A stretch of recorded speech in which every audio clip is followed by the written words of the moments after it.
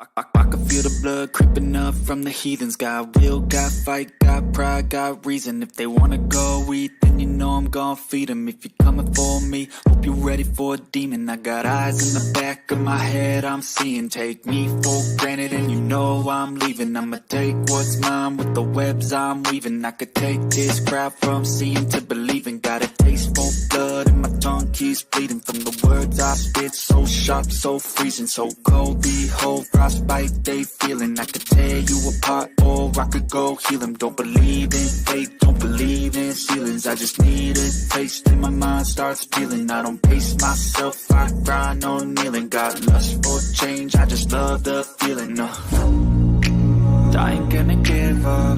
Got too little time, I'ma live up. Head down, push forward through the tough times. Cause anything worth doing is a tough climb. And I ain't gonna give up. Got too little time, I'ma live up. Head down, push forward through the tough times. Cause anything worth doing is a tough climb. Cause I'ma live life for the fight, yeah, I'm here to get it. I got drive, got sight, always have a vision. I go by at night, I be in my feelings. I'ma be fine, need time, and I'll soon be winning. I live life for the fight, yeah, I'm here to get it. I got drive, got sight, always have a vision. I go by at night, I be in my feelings. I'ma be fine, need time, and I'll soon be winning. I can feel the blood creeping up from the heathens. Got will, got fight, got pride, got reason. If they wanna go eat, then you know I'm gon' feed them. If you're coming for me, hope you're ready for a demon. I can feel the blood creeping up from the heathens. Got will, got fight, got pride, got reason. If they wanna go eat, then you know I'm gon' feed them. If you're coming for me, hope you're ready for a demon. What's going on, FM fam? How's everybody's day going? How's everybody's Friday? I wasn't going to go live, but I was like, you know what? Man, it was such a short live, and we're so used to doing long streams on Friday. So I was like, yeah, what the hell? Might as well, right? So here we are. And I don't know if the comments are slow or what's going on. Usually we got a whole bunch of comments. Also, I noticed CP wasn't going live tonight either. So I was like, dang. Well, we have to get together, right? We always have to get together on Fridays. So I was like, you know what? Let's do it. Let's talk about something. Let's talk about some new mechanic expectations. Let's talk about what y'all expected coming into the field. And let's talk about what new mechanics today coming in should expect. Now, one of the things I stress on is for new mechanics is not making a whole lot of money starting out, you know, because everywhere you go, it's all about experience, no matter what. Turn this stuff up. I don't know why my lights were so dim. Everywhere, you know, no matter what you do, everybody wants experience, and experience pays. So, so with that being said, you won't make a whole lot of money. But times have changed. You know, even coming in as a loop tech, no matter where you go, you're looking at double the pay that we got paid. That I got paid before I became a technician, or as I became a technician. I got paid $8 an hour. My biggest check as a loop tech was maybe $300. That covered gas and my insurance and a little bit of fun activities. It wasn't a whole lot. Then once I started flagging, then a little bit of money started rolling through. About $400 or $500 paychecks. And it took time to get to where I'm at. Okay. I won't say exactly what I'm at right now, but let's just say that you can not easily, because it does take time. It takes a lot of hard work and dedication to generate a 6-figure income as a technician. I will say I haven't quite got there, but I got very close. I'm talking dollars. If I would have worked a couple more hours, I could have done it. How old were you when you were a loop tech? I was 20 years old. Another expectation, once you're in this field, you know, and you start making money, you want more. You want a little bit more, so you're gonna work harder. You're gonna work a little longer.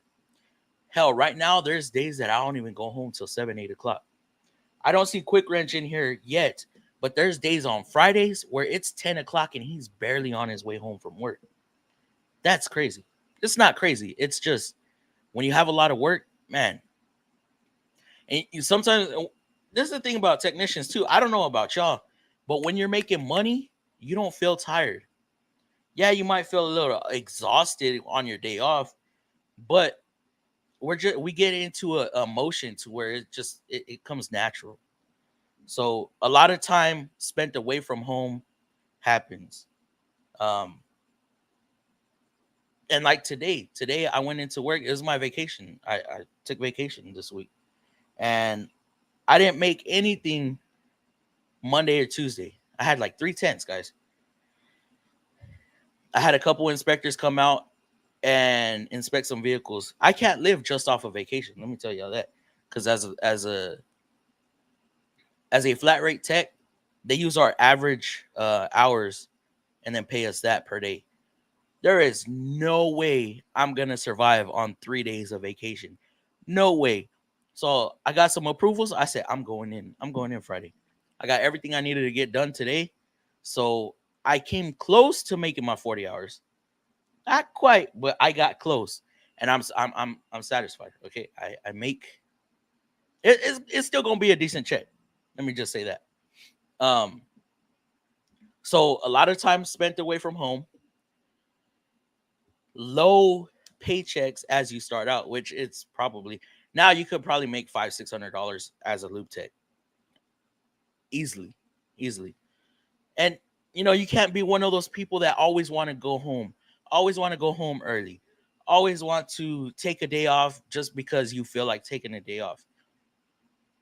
Especially if you're flat rate, a day off it could mean lots of hours missed. Because if you're not at work, then you miss opportunities to get vehicles that are going to pay good. That's just the nature of the field. You could go in and make crap hours, or you could go in and build up your whole week, your whole 2 weeks. You could build up 2 weeks worth of work and be set. So yeah, I want to get y'all's opinions. What did y'all expect coming into the field, and I'll explain what I expected coming into the field, because I got freaking slapped on the face. Reality slapped me in the face when I became a technician. So don't be listening to any recruiters for colleges saying you're gonna make so much your first year. Nah, hell nah. So yeah, let's get into the chat. We got Lakes in here. We got Turner. Turner, what's going on, Turner? How you doing, bro? We're talking about you the other day. Not in a bad way, you know. Um, but wondering, how you were doing. We haven't heard from you. We hadn't heard from you. We knew you was out east. Um, and was just hoping you was doing all right. So glad to see you're home. Glad to see you're home. Um, we got Lakes. Let me see who else in here. Mike Vasquez, what's going on, Mike? I didn't even do a mic check today. Dang, but apparently y'all hear me, or else I'd see a whole bunch of I can't hear. Mike Leisure, how's it going, Mike? I think I got all the members so far, and let me see. Yeah, I believe we got all the members. Let me check the memberships. Hold up, because I know. Make sure nobody's expiring, because we are doing some giveaways. Yeah, we should be good.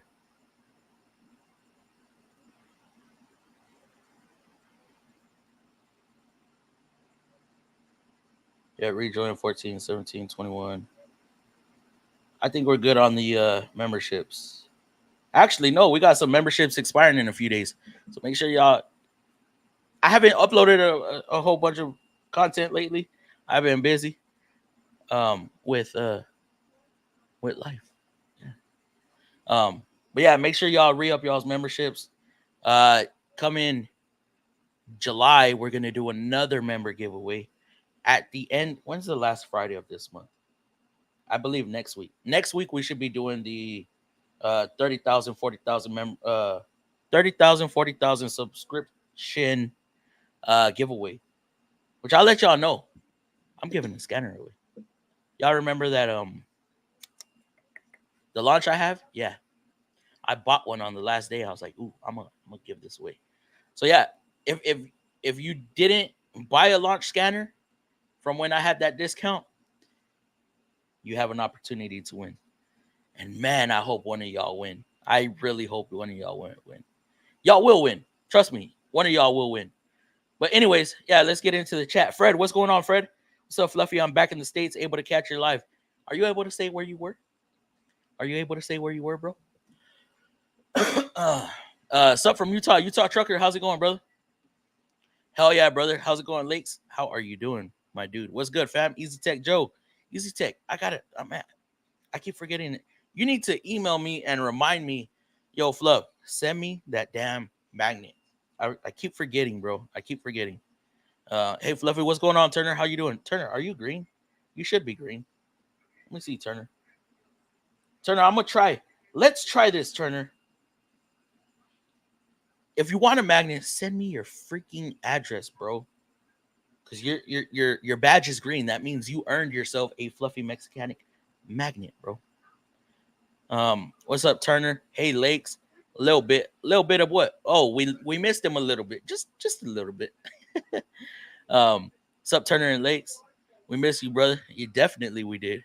How old were you when you were a loop tech? Gerardo. Um, I was 20. I was 20 years old. I had just turned 20, and I am now. Jeez, yesterday I turned 31. So, come August, I will be in this field at my current dealer for 11 years. 11 years. Never imagined myself being at somewhere that long. Oh, what? This guy. Hold on. Hopefully I get the chance. You know what? I know what I'm gonna do. Yeah, yeah. Y'all think I should get his crazy a graduation present? Yeah, I was 20 years old, Gerardo. And I think, do I recognize your name? If I don't recognize your name, um, then welcome to the chat, bro. If this is your first time, hi Fred. Good evening, everyone. And guys, tonight I will be bringing on a panel. It's gonna be our normal Friday night stream. What's up, family? What's going on, Billy Curtis? How you doing, brother? Hello, Lakes. Bill, what's going on, Bill? How you doing? What up, family? Oh, I already read that. How did I double click that? Hello, Lakes. What up, Fluff Master Flex? Woo! I ain't, man, you know us mechanics, we don't have no muscles. Oh, I see some donation down here to cover the postage for the magnet. Ah, bro, you didn't have to. I don't even know how. Wait, is there a special thing I gotta do? Hold on. To send out a. I gotta have two stamps, right? Is there a special stamp I gotta have? Turner, let me know. You're the pro at this, bro. I'm still wet behind the ears when it comes to postage. But thank you. I guess to cover for the postage. Yeah, I mean I'm gonna send it in an envelope. So far, those magnets have been making it all over the country. It is weird. I didn't think they were going to. I was like, oh, I'm gonna try this. I'm gonna try it. Uh, so I think I'm gonna be putting in another order for a different design of the magnets. And what do y'all think? Y'all think 6 months, a 6 month membership for that one? And it's gonna be a little bit bigger. It's probably gonna be about that big.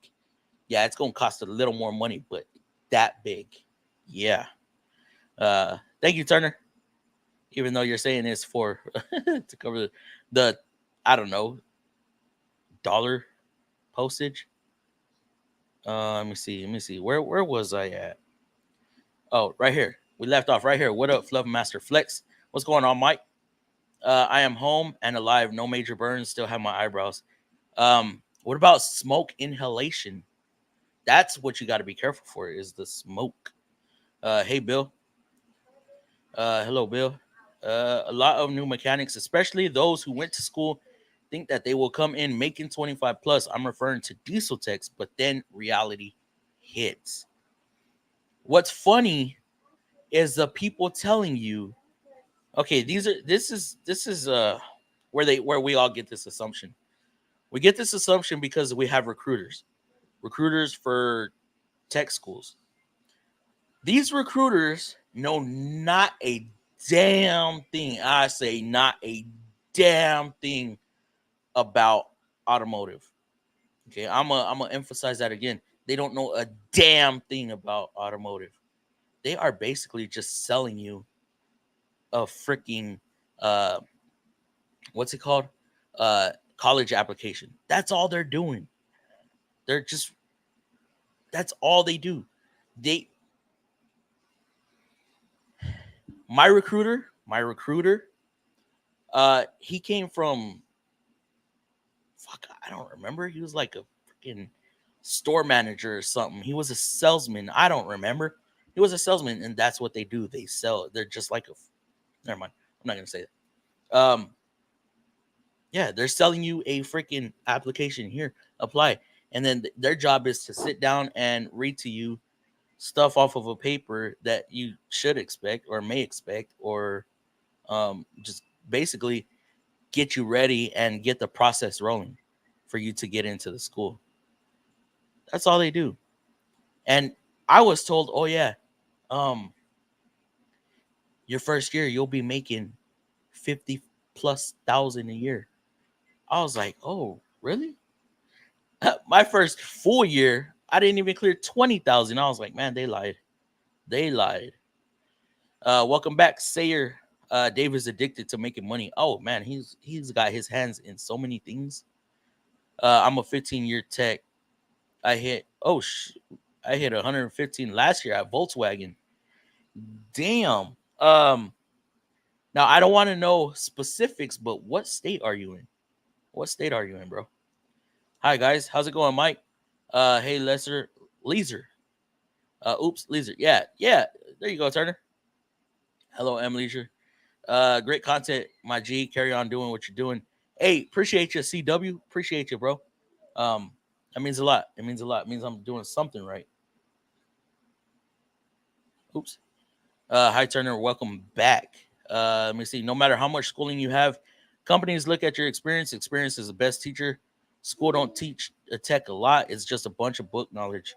That is very true. Bunch of book knowledge, um, bunch of test taking, and believe it or not, it is hard to fail a tech school because I know for me, Lincoln Tech, man, they went based off of a point system, and you had to earn 1,000 points for the class was considered 100%. Okay, just by showing up every day. Let me see, 20 days. 20 days, you got 20 points just for showing up. That's 400 points for showing up. And then the rest is on you. A 60% was passing. So all you had to do was make 20 more points aside from showing up to class every day on time. Crazy. New techs come in expecting to get all this easy money tickets and can pass on the hard work. Yeah, that's very true. Yeah, I thought it was gonna be like that. I honestly thought it was gonna be a bunch of just taking parts off and putting parts back on. I didn't think diagnosing was gonna get too deep. So I struggled when I became an actual technician. Now, some shops do set up loop techs for failure because they get them so used to all this easy money, and then they get thrown into heavy line, and they don't know what the hell they're doing. Luckily, they had us doing slight electrical diagnosis. We were doing recalls and stuff, so they kind of slowly prepared us for main shop. Hey, Bill. When times are slow as a flat rate tech, you sometimes have to be at work long hours and don't flag much, and then you like said, oh, and then like you said, There are times you flag a whole lot in a few days. Very true. I mean, what's the most somebody here is flagged in a day? I think the most I flagged in a day was like 28 hours. I'm talking just one single day. I'm not talking about rolling over from a previous day, but 28 hours in one day. Oh man, when was that? I'd say that was about 2 years ago. 2 years ago. I don't know if I could do it now. Mic check. Thank you, Lakes. Hello, everyone. How's it going, Peter? Peter, somebody has your same picture, and I thought it was you, and they were talking shit. And I was like, man, why the is this dude talking shit? I'm all, what the hell? I'm all, that's not Peter. I just went off the picture. I was like, Peter don't talk like that. What the hell? Hi. Let me see. Hey, Peter. My first year out of school, tech college, I worked at Walmart and moved up to certified Mazda technician, doing engine and whatever comes through the door. Billy Curtis, you're a Mazda tech? You know, I will say Mazda stepped up their game. They definitely have stepped up their game the past few years, for sure. Slim Jim, my first day expecting to do basic stuff, turned into trans replacement and timing chain. I don't know if the boss wanted to test me or get me to quit. Oh man, my mentor actually threw me into the wolves. Into oh god, um, he was too busy to diagnose a car, or a truck. So he sends me on a test drive. Hey, go test drive this for X amount of miles. Um, Turn around, come back, and then we'll see if it's leaking. Well, turns out there was a coolant leak at the back of the head. And he goes, okay, coolant pressure tested. Coolant pressure tested.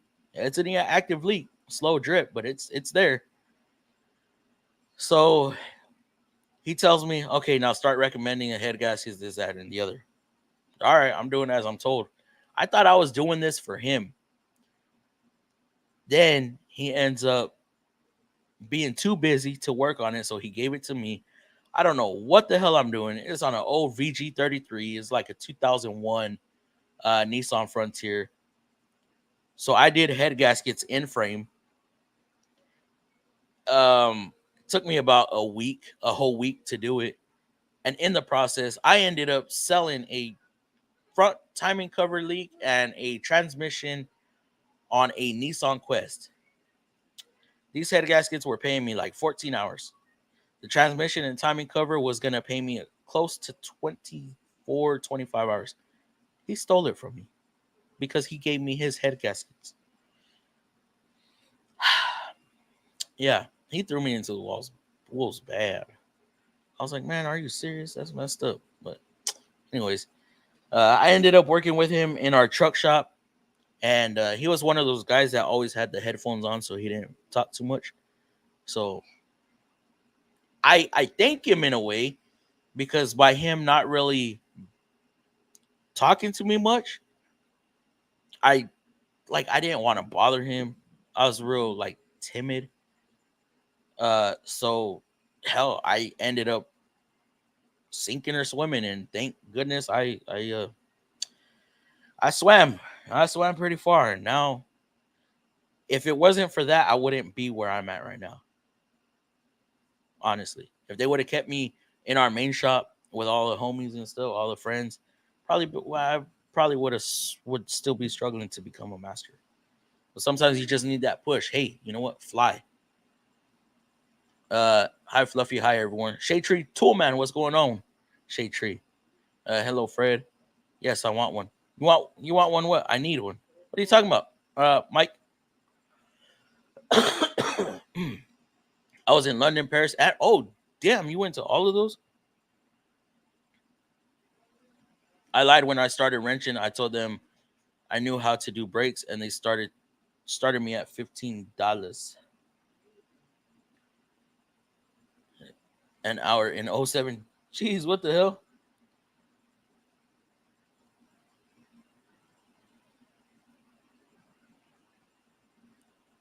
Oh, okay. So, okay, James, I got your email. Send me one, G. Mike, we have to hit a three-month membership. 3-month membership on the channel, or if you're If you don't want to wait the 3 months, then I'm allowing purchasing for $5 donations. Mike, Mike, Mike. Really a magnet? Oh yes, please. Yeah, a magnet. You knew about the magnets. Peep your email, Fluff. I did. I didn't see nothing, bro. I didn't see nothing. Let me see. Happy Friday, Fluff. What's going on, Super? How you doing, brother? Wife took me out for some killer fried clams tonight. Clams? You like clams? I have never ate clams. I'm scared to eat clams. Got my rack and pinion and new pump installed today. On your vehicle, on your own personal, right? TBSS, what's going on, Fluffy? Let's see. Yeah, what's going on, TBSS? Good evening, all. How's it going, Shannon? Hey, Shannon. Hey, Shannon. ¿Qué pasó, Fluff? Dom Terquiz. Dedic Weeze. What's going on, brother? Hi, M. We see no smoke inhalation. We had supplied air and proper equipment, but I am a chainsaw, so it was like smoking a very large cigar to me. Well, we're not inhaling those cigars, sir. We're just puff, puff, puff, puff. Hey, Turner, welcome back. Well, depending where they go, they can start off making that or more, like they do at my job. Dang. Hey there, Bill. How's it going? Fred, when did you start out there at that bus place? What is this? California. Oh, you way out there. You way out there. Where I'm at, new mechanics start off at 30, and the position is not flat rate. $30, bro. I'm moving up there. When I used to work flat rate, the most I did in a day was 19 hours. That's still hard to do. 19 hours is still hard. In 2 weeks, I flagged. Oh, yeah. Nope. The most I made in a week was 81, I think. 81 hours. Definitely not me. Love the channel. Yeah, it was weird. And to be honest, I think their picture was a little different. Um, yeah, but it just looked familiar, and I was like, it threw me off. I was like, why is he talking like that? And then I had to realize that it wasn't you. The screen name was different. Happy birthday, Fluff! Thank you, Mike. Appreciate you, bro. How you doing? How are you doing, bro? Man, I didn't know it was your b-day. Happy birthday! It was yesterday. Yesterday was my birthday, Fred. Thank you though. Thank you very very much. Hey, Fluff, you should come out with a large fluffy magnet. I thought about it. Oh, but they charge by size. So just to go a half inch bigger on the magnet that I have right now, just to go a half inch taller, half inch wider, it's like almost double the price. I was like, what the freak? I was like, oh hell. But I will be getting bigger magnets. I started transit and back, dude. I was what, a sophomore in high school? Damn. Oh, and happy birthday! Thank you, appreciate you. Fluffy, I'm paying $58.50 for a Ford Reman transmission, labor and transmission 3-year warranty, and unlimited miles during the 3 years. Your opinion? What kind of vehicle is this on? I know it's a Ford, but is it a front wheel drive, rear wheel drive? Because I'm assuming the transmission alone is almost $4,000. Assuming. Funny thing is, my oldest was born on a Friday, and I started my new transit job on a Monday. So you've been there as long as she's been alive. Amazing. Happy Friday, FM family. What's going on, Wrenchin? Wrenchin, I ended up. I emailed you earlier. I finally got a chance to email you back. Today was a busy day. I didn't expect to be at work all day, but I had one car approved, and then a second car got approved as I was there. Parts were on back order, so then we ended up ordering aftermarket, and those aftermarkets didn't fit. Go figure. So then we had to order from a different place, and those fit kind of weird. So one of the mounting brackets was a little like, it's weird. It's weird. Say, man, you making me feel old. You're not that much older than me, though. I don't think, Fred. I don't think you are. See where we at. We at 30-minute mark. Who's coming in tonight? I know Turner's gonna come in. Today was busy. that are we showing up nonstop. Yeah, it is a good problem. You know, sometimes, because we got bomb rushed. Oh, when was this? Like Monday or Friday? Last Friday, we got a good bomb rush, and it was just a bunch of like warranty cars that had like customer complaining of seat stitching coming apart, or um, a flap underneath the car hanging, or hell, I had one where you know how the floor mat, how they have those clips, how it was pulled up out of the carpet and it literally just snaps back in. Had one of those. And then recalls, and like they're low mileage vehicles, so we can't do much with it. So and and then how we have to do, we do the multi point, and then we do a video multi point, and it just, we end up spending more time on the vehicles than what we get paid. So yeah, Ford Transit Connect XLT, and yes, Transit is $3,800 alone. So they're charging what, maybe 10 hours of labor, I'm assuming, because I'm assuming their flat rate is about $200, and if they're charging 5,800, right? Let me see. Where did that comment go? Yeah, 58.50 for a reman. So if it's 3,800, they're charging $2,000, so about 10 hours worth of labor. That's not including any other like fluids, one-time use parts that they have to put in. But I will say that 3-year warranty is not bad. There's some places that offer 12 years, 12,000 or 12 years, 12 months, 12,000 miles. Yeah, so 10 hours worth of work, $200 an hour, transmission almost 4K. I think that's right on the money. What you talking about? You were a sophomore in 2008. When did you graduate? When did you graduate? I know we've had this conversation, but I don't remember. Shannon Dickinson with the $5 donation. Very much appreciated. Thank you. Thank you very much. Fluffy, what's up? What's going on, DLC? How are you doing, my dude? DLC thought I wasn't going to go live. I wasn't. But like I said, once I noticed that CP wasn't on, I was like, oh, man, got to do some entertaining tonight. And I still don't see CP online. Huh. All right, I'm going to start sending out some, let me see. Who wants to join in? Invite. Copy that. Turner on the way. I'm sure Turner is he's going through withdrawals of streaming. Lakes, you want to come in, Lakes? Let's see. I don't even know if Lakes is still on here. Where's Lakes? Lakes.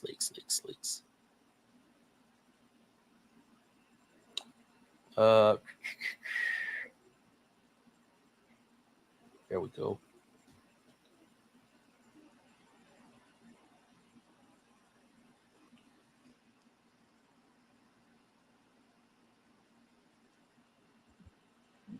See, I sent Turner. I sent Lakes. Anybody else? I graduated in 2003. Oh, yeah, bro. You're only 7 years older than me. Yeah, what are you? 37, 36, 37? You're not too much older. Nah, at least I don't think so. Quick wrench.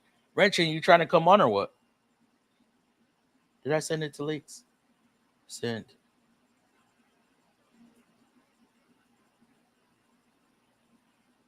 The hell?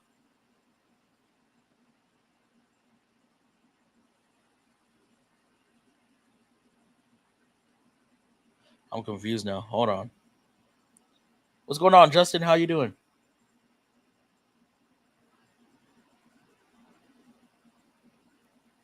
today. Yes.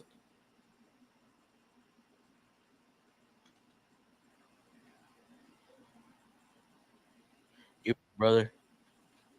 38 going on to 39. Oh snaps! Oh, How's it going? Oh snaps! What's going on? tired. Tired.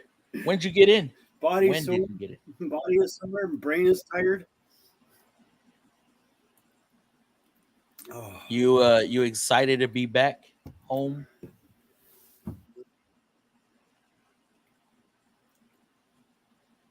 yeah, I'm excited.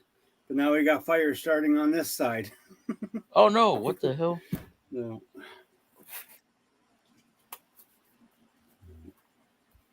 See, I'm trying to. Why is it not showing that I sent it to leaks? What the freak?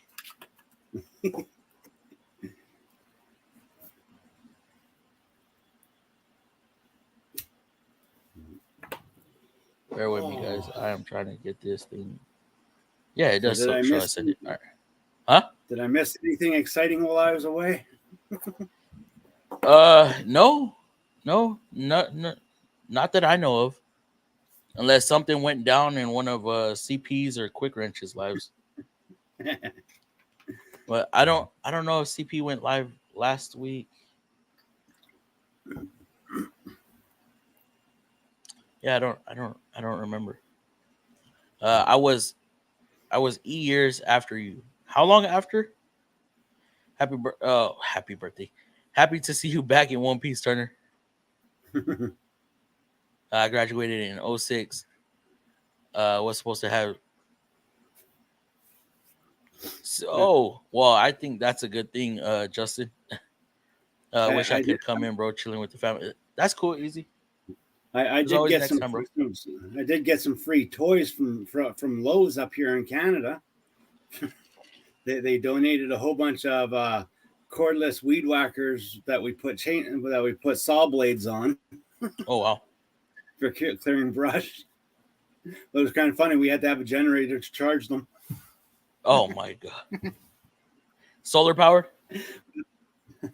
That's the thing. Most of our trucks have inverters on them, and my truck has solar panels on it. So we managed to pull it off. But it was those. I'll give Cobalt this. Those are some mean 40-volt weed whackers that they got. they go for a pretty good time. So if you want an inexpensive cordless weed whacker, grab one of those things. It blew my mind. I was like, yeah, I'm gonna leave. These are probably gonna end up staying in the fire, but no, they made it home. Now I wonder how the longevity of those batteries. They held up really good. Like the temperatures were up to the 120s on the outside. Like they held up good. Like we. Well, had, I mean, like a few months, a year. Well, we were charging those batteries every hour on the hour continuously, not pretty much nonstop. They saw the equivalent charging ratio of a person that's owned one of those batteries for probably about 2 years. Damn. And they held up pretty good. I am blown away. I had no faith in Cobalt, but now I don't know. Now you're a believer. I might be a Bieber. A believer. A believer. A believer. Fluffy had a birthday yesterday. Yes, sir. That was yesterday. Oh, so how old are you now? 18? 21. 21? Yeah. Old enough to drink and smoke. Well, happy birthday. I'm sorry I missed it, but happy birthday, my buddy. Thank you. When you got in yesterday or today? I missed it. Just got home this morning. Oh, nice. You drove out there, right? Yep, drove out there. We took a couple water trucks, 2 fire trucks, and then picked up some other equipment on the way. And then we dropped everything off in Kelowna because now we're getting ready for fires in the Kelowna area. So probably in another 2-3 weeks, I'll be going back out again. So, dang. So eventually I'm going to look like Fire Marshal Bob or whatever it is, Jim Carrey's character. Y'all see this? Who recognizes that? Oh, what's going on, cuz? How you doing, bro? Nice to see you up in here. And his membership's been getting charged while he was in basic training. Uh-oh. Thank you for coming in, cuz I didn't think you was gonna make it. Let me see. I got to see some of the locations where John Wick Chapter 4 was shot in Paris. Also got to see Tom Cruise in Paris. You actually saw Tom Cruise out there. Cool. That is cool. In 07, the estimated kids to graduate was 730. Kids wonder what it is now in Fond du Lac, Wisconsin. Nice, Fred. I will get on if you want, Fluffy. I sent you a link, Wato. I sent you a link. So Tex did some basic training. Hopefully, it was army or something like that. Not just. Hopefully, it wasn't Navy. No, it wasn't Navy. It wasn't Navy. Been a long day. Was doing a transfer case still on a yoke replacement.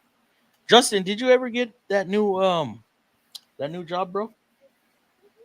I know you was interviewing or something like that. I don't really remember. First stop I made today though was Mark's Work Warehouse for some new Carhartts. I don't have a single pair that doesn't have a hole in them now. They're all trashed From the fires? From the fires. Did you actually get up there in the fires? Oh yeah, what we were doing is we were cutting trails and digging a trench. That way, when the fire hits that point, there's a break. So all we did is we just went through cutting down trees, clearing them out of the way, and then an excavator came in behind us and dug this big trench to make a barrier between the fire and the towns. And that's all we did. Damn. And finally, and the only reason why I came home is because the United States finally sent 1,500 firefighters, some Army boys, and decided to come over and give us a helping hand. Thank God.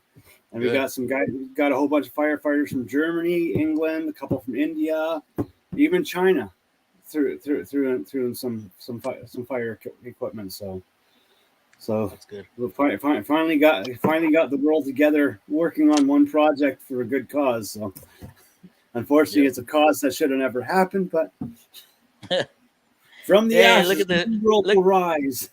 Look at the shirt Lakes is sporting right now. Look at that. Wow, look at that. Reaching for the wrong side. Yeah. Look at there. Yeah, you got a haircut since last time I saw him too. It's a little more trimmed. Yeah. Yeah. I really do hope they contact me soon. How you That'd doing, be nice. Turner? That'd be nice. Not bad. You Lakes? Everything go good? Didn't get hurt or nothing? Oh, my feet are a little bit crisp, but that's okay. That ground gets hot. Yeah, I bet. No. I couldn't imagine being close to a big, huge fire like that. Well, it took Sweet Mary time for everyone for every other country to come and jump in. Like, that's the thing is like that's the one thing that I was yelling and screaming about before I went. Canada, whenever there's a natural disaster, Canada's one of the first ones there, and we're having our own natural disaster, and we had to beg and plead. Yeah.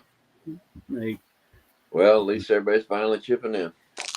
No, well, that's the thing. Never know. Maybe maybe we'll get enough people together, and it might be able to be a boiling pot of diversity and distract the world from the stuff. And maybe Ukraine and Russia will forget about their fighting. Well, I doubt it, but yeah, I doubt that too. We can always hope. Yeah, we can hope. Yeah. No. So, Lakes, what was your expectations coming into the field? Man, I know you dibbled and dabbled when you were I don't younger. know if I really had one, I don't really want to just get into my big, long story, but when like I said, I've only been professional 5 or 6 years now. Yeah. And so I got all strung out on meth and heroin. And then I went to this program for 7 months, and The guy that runs the place up here went through that program 15 years ago, 18 years ago. And so he was giving people from there 6 months free rent and a job. So I started out at $10 an hour picking up trash. Holy crap! Did that for about 2 months, and then took a mechanic position starting at 20. And then now, I'm over double that. So So praise the Lord. you doubled your pay in 6 months. I what? You doubled your pay from doing trash to that quick. About 2.5 months I started turning wrenches. Oh I shit! It was just sooner. picked up trash and stuff for a few months, and just did whatever they needed me to do, scrapping and whatever. Yeah. So I'm here. I'm still here. but hey, I've been clean for 6 years, so That's good. That's good. you know. Hey, that's all it took was a I second chance. really Huh? didn't have any expectations. It was just an opportunity that fell in your lap. Yeah. That's good. That's really good. What's going on, DLC? Hey, how's it going, Fluff?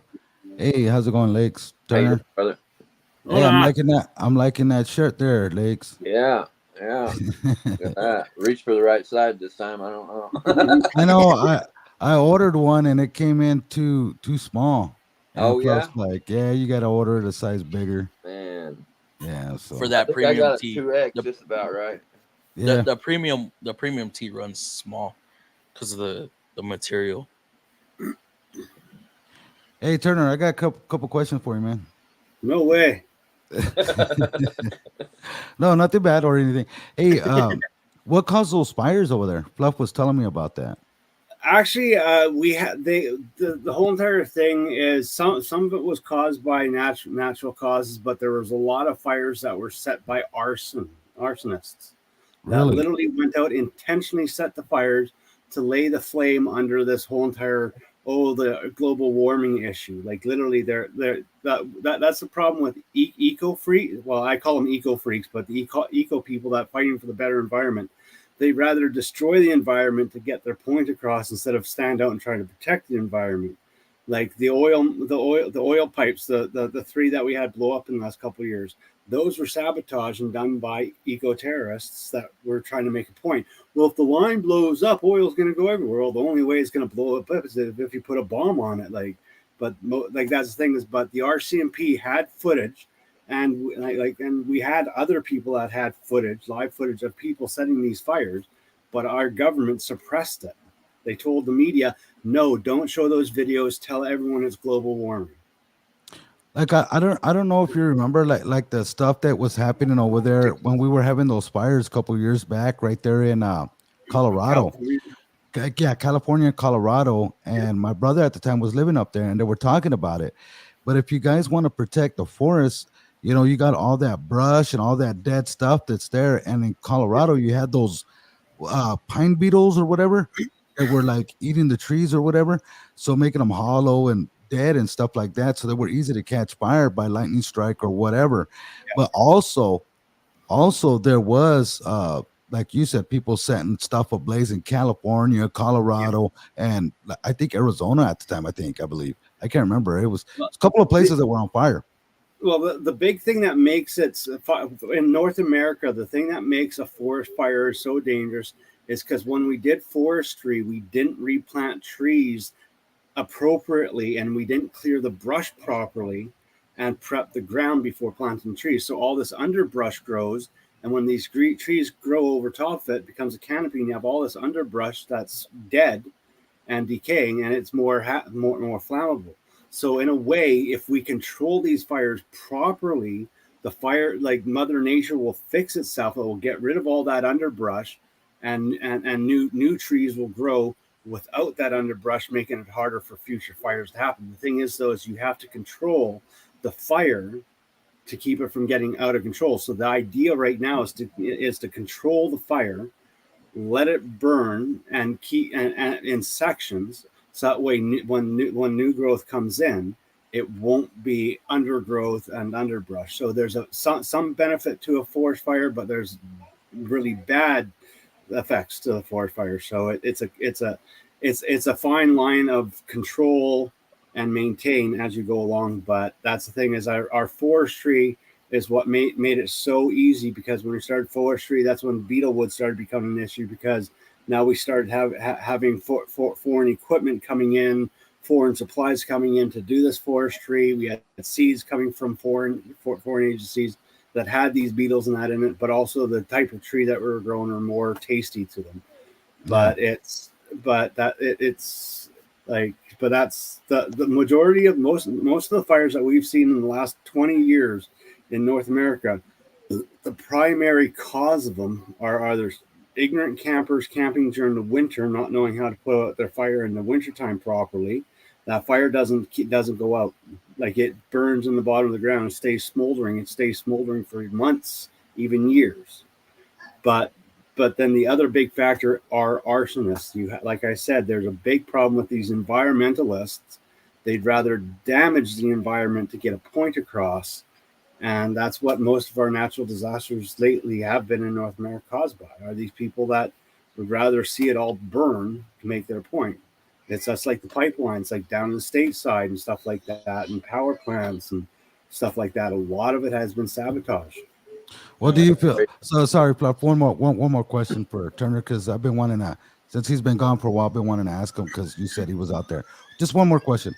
Do you feel that if with all the trees being gone due to these fires, you think that kind of fits an agenda, because it ruins without the trees, it gives us poor air quality, not clean enough oxygen, stuff like that too? Well, see, this is the thing. We're going to suffer for a little bit, but that's the thing. Mother Nature is going to benefit from it, because you got to remember what feeds plants: carbon monoxide and the stuff that we can't breathe, plants filter. So this is going to, like, all this carbon monoxide is going to get eaten and sucked up by new growth of new vegetation and new plants, creating, which will eventually, as long as we don't prevent it from growing back, it's going to give us more oxygen in the long run. That's how the earth works. The earth goes ablaze, fills up with carbon monoxide, plants grow, eat it up, create fresh, clean oxygen, and it's just a circle. But I do actually feel there is an agenda behind all of this stuff, and it's literally I don't want to really say who I think it is, but there is an agenda to all this. Okay. So, yeah. Sorry about that, Fluff. You do. The main reason I want to switch is learning more and a chance to be specialized in something. Well, you'll learn a lot at a dealership. It'll pertain. It'll be on one brand, but you'll learn a lot. I was wishing I worked at a dealership today. I had a 2020 Chevy Trax, and I called it a ambient air temperature sensor. The air conditioner wouldn't kick on. And you had to remove the bumper and stuff to get the wiring. So I just called it that off of the code.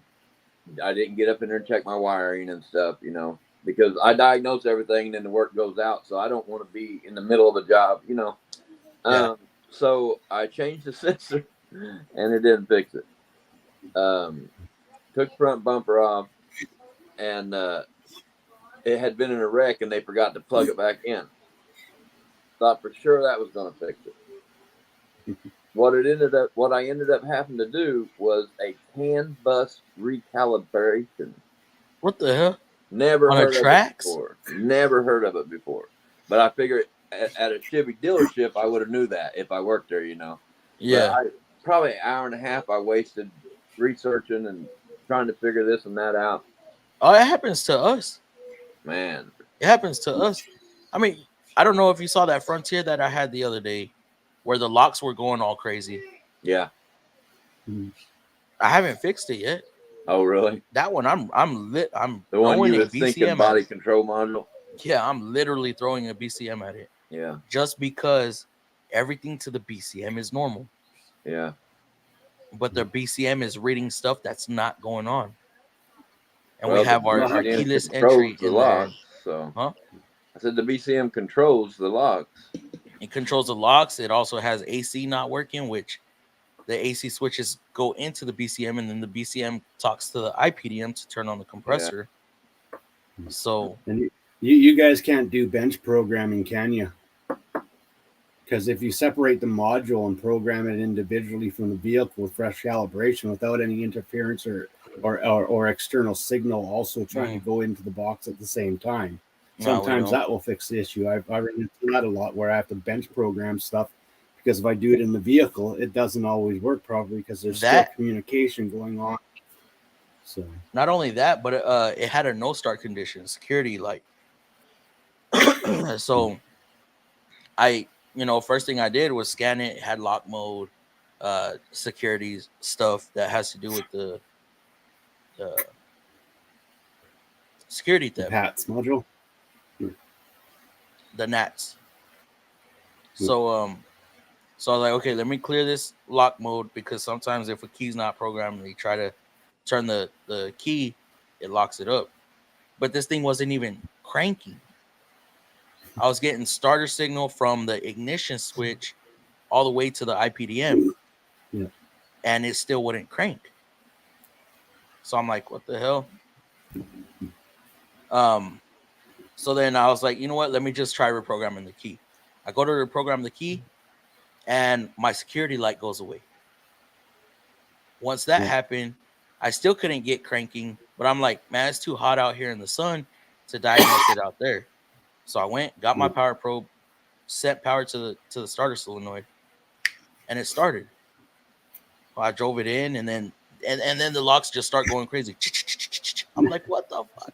Yeah, did you watch that video, Turner? It was crazy. Like they were just it was weird. It was weird. Yeah.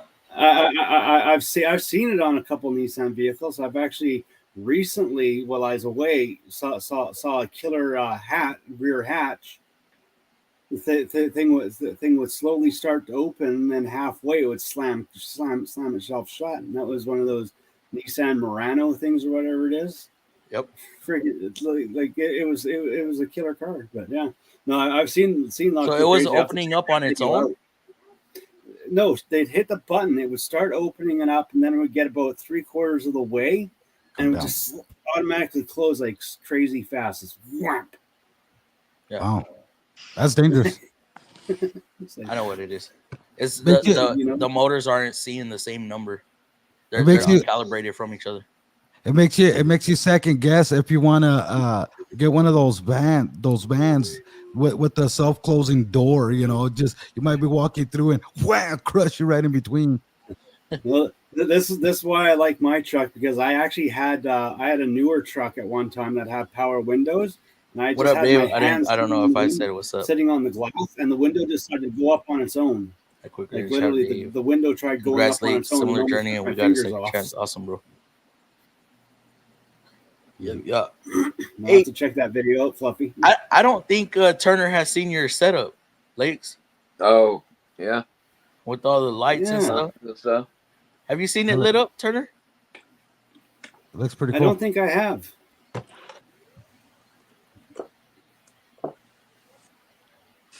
Well, he's got to put them all on a power bar. Get some wires running. They got batteries in them right now. That one's about dead. Wow. Yeah, he had the lights off last time. It looked nice. And then my daughter got me this for Father's Day. Oh, it's got like hat racks on it.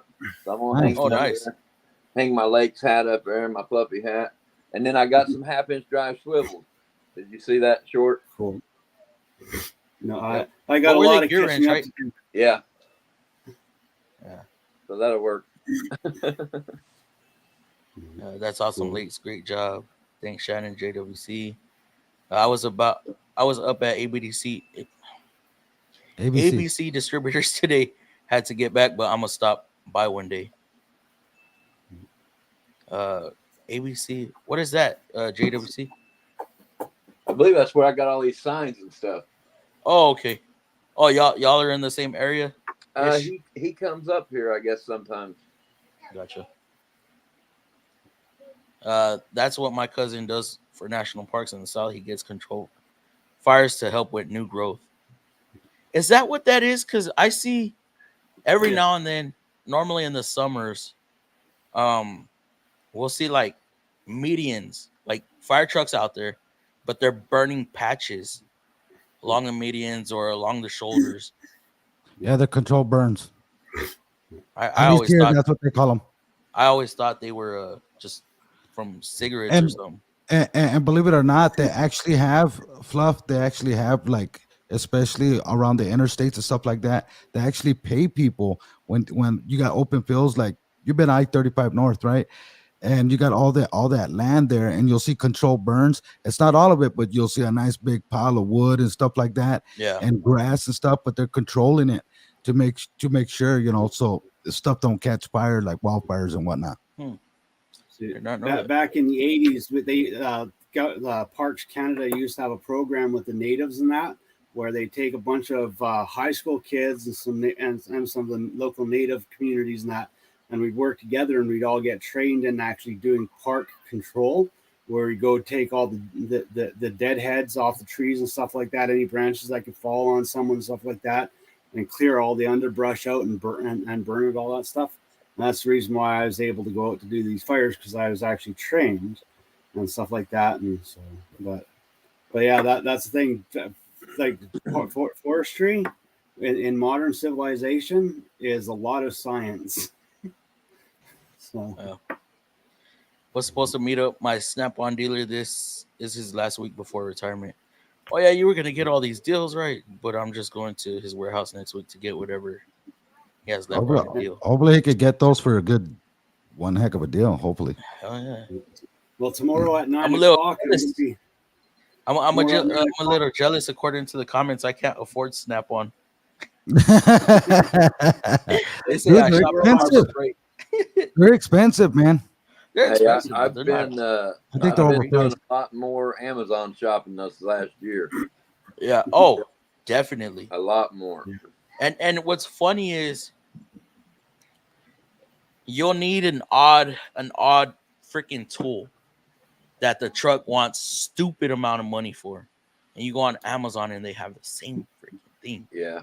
And it's amazing because it's amazing because you're not going to have the same job in some instances. I'm not saying always, but in some instances, a continual to where you're going to need that same tool day after day after day.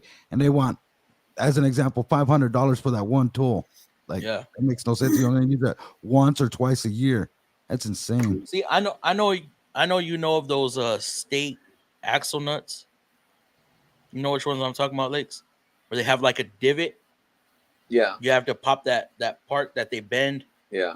You got to pop that up and get the nut off, and sometimes it tears up the threads. And then hit it back on when you get it back on. Mm-hmm. They have a tool. They have a tool for that. Yeah. And the truck wants like $60, $70, $80. That'd be On Amazon, crazy. it's like $20. I mean, the impact takes it right off, bro. Oh, you never do had that? a problem. Yeah. My 3/8 takes them off. You saw that video. Oh, bro. I Ain't no I way did I'd that use one the time, tool and for I tore up an axle. I ended up What? replacing it. Yeah. The only way it's going to tear up an axle, Had to been the only something way it's going to else tear up an axle is if someone actually dented it into the threads, like hit it too hard when they dented it in, because the metal of that. Oh yeah, they they dent them in pretty good. But they They're set softer than in the axle. that you dent them in the little indention that's on the axle. Yeah. You know, And so when you I've spin never it, had it it's mess an one up. indent and it pushes it out. I Those made bolts my are own. actually really soft. They're soft bolts. Those bolts. I made my own freaking tool. Yeah. Maybe Nissan hasn't learned that because it's like a regular freaking axle nut. Yeah. So the first time I did it, I was like, hell, I ain't got nothing to push this thing up.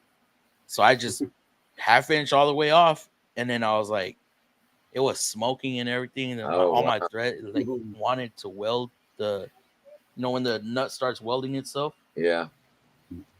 I was like, shit. So I ended up having to put an axle on there because the threads were just gone. Now I've had nuts come off but I'm talking older vehicles that's just rusted to beat everything.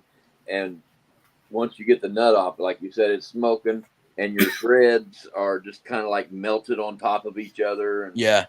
But that's some serious old rusty stuff. Yeah. Well, that's what happened to mine. And the vehicle was 3-4 months old, maybe. where the Wow. axle head came apart, or not the axle, the wheel bearing, the wheel bearing. Wow. I was putting a wheel bearing on it. Hey, can I ask you guys a question, especially Turner and Lakes, because you guys are around my age?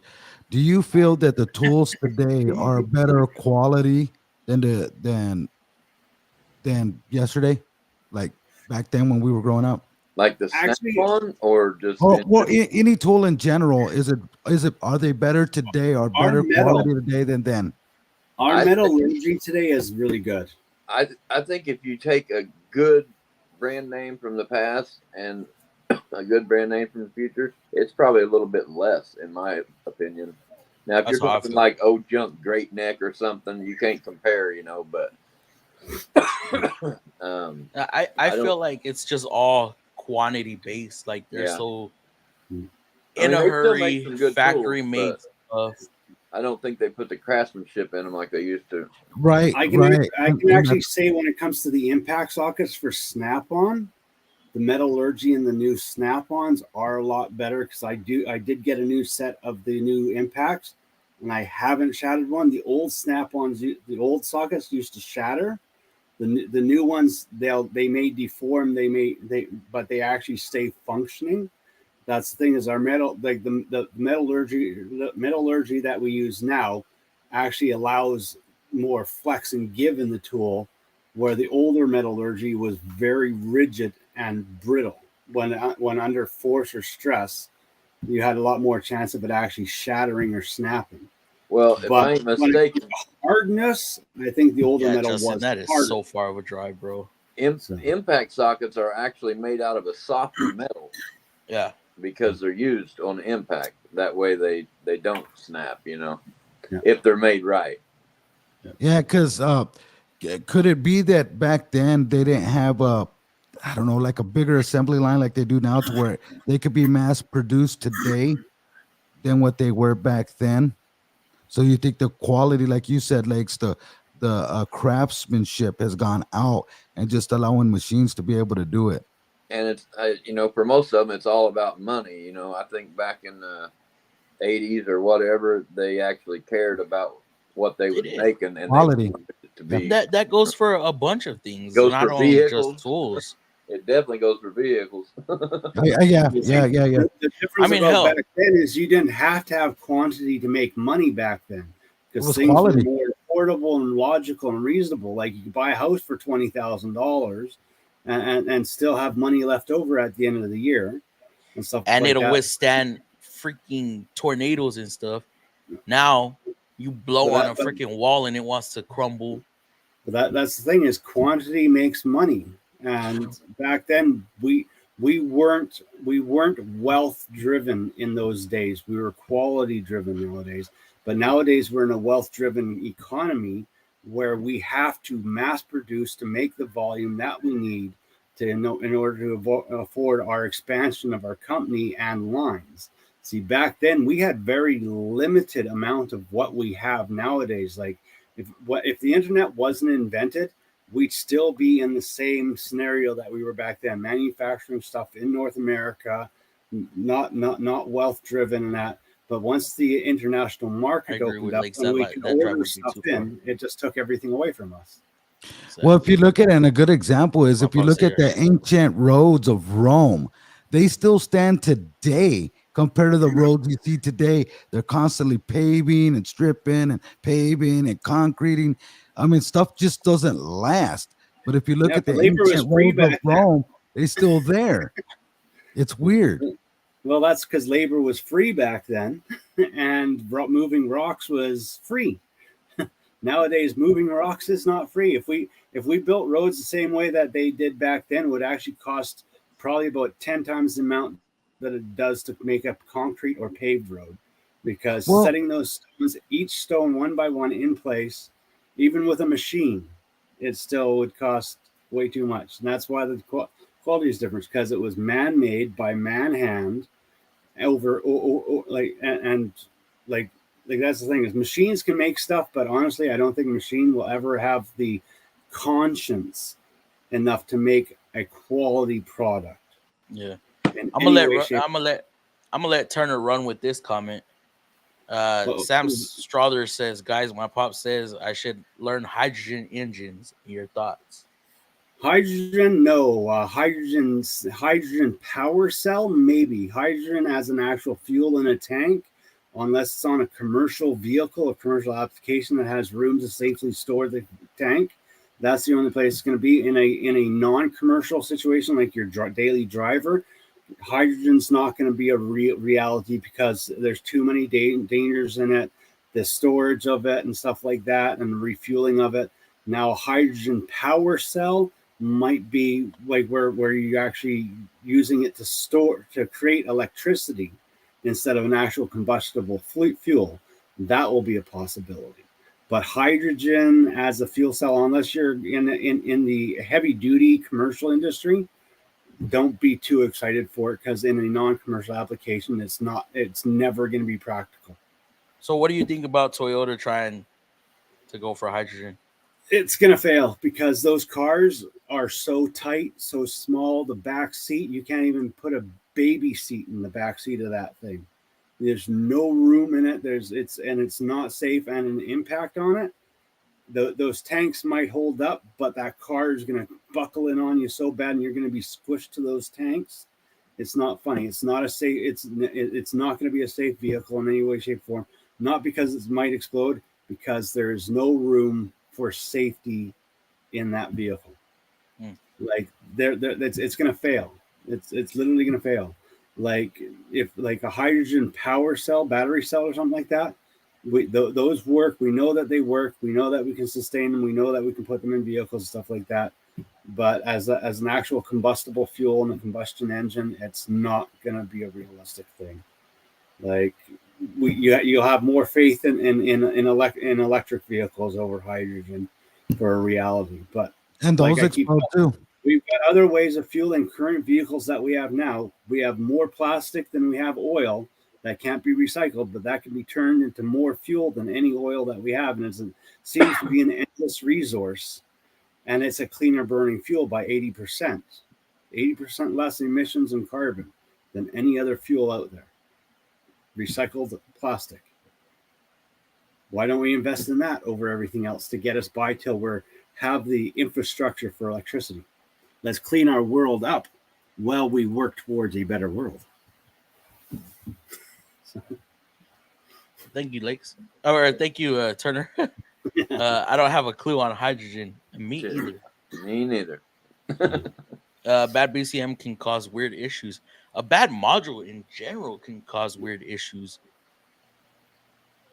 Very true, Wrenching. What's up, Shopcat? How you doing? Shopcat Industries. Hey, Shopcat. Hey, Shopcat. Hi, Justin. Amnesia, Wrench and Mafia Lakes. Hi, Shopcat. Shopcat. Everybody saying hi. Hey, Quick Wrench. Before I left on vacation, we had a bus for training, and the exit doors were open erratically, and the other trainer was like, I need to get another bus. What y'all end up doing with that bus? Yeah. I'm in 20K deep. Just wait till you guys have to replace just wait till one of you guys have to replace the DLC on a pre-2004 Chevy, and you accidentally take there's two black and white wires. There's one that's for ground, and there's one black and white wire that's for the PATS module. And when you cut the wire off the DLC plug-in to replace it with one that's not damaged, and you cross those wires, it will make your life a living hell. Mm-hmm. What's a PATS module? Always mark your wires. Always mark your wires. What's a PATS module? That pass lock was GM's form of a security system. And they put the module in the worst place in the world. They bury it under the dash, where you have to pull the top of the dash off, crawl all the way in behind it, pull millions of parts out just to get this one little module. And they put it there so thieves couldn't get at it. But when people like me cross the wire and smoke the thing out, it's a living hell. Or people like me that try to find it, and then you put it all back together, and you're like, wow, what are all these? Where do these go? Extra nuts and bolts and screws, and leaves the main part out. Fluff knows, but it's working. I don't know how it's working, but he said, hey, put it together somehow that it works. I sat there and troubleshoot the system to find that the wire sends a signal. The wire that sends signal to the MBC was getting grounded on a compartment light that would make the exit door open, since the system thought the handle by the driver door was put to open the exit door. No. Damn. And that was on a new bus? And I'm gonna What's do going a on, little. Frank? I'm gonna do a little self plug tomorrow morning at 9:00. I'm doing the live stream at a Milwaukee show locally. I'm gonna have nice. 3 reps that I'm gonna be able to torture, torment, and pick on. Huh. That's not Shop Cat. I'm hoping for Thanks, free Fred. stuff too. There you go. Justin. That's a heck of a tool bill. Yeah, that's one. That tool bill is high. $20K. I'd be scared. Fred, buses are weird. Older NFs have a micro switch behind the front bumper for the ramp. If it thinks the ramp is deployed, it will close the doors until you. It won't close the door until you go over 2 miles an hour. That's what happens when you need tools right away to do your job, and all of them are special tools. Yeah, I get that. Someone prop crossed it, bring it on. They usually just write off. Then it closes by itself, but when you stop, it opens again. Oh no. Turner is back. Hey, Fluff, how you doing, brother? Happy belated birthday. Thank you, Frosty. Appreciate you, bro. Hey, Fluff, you guys, Yo. have you guys seen this channel?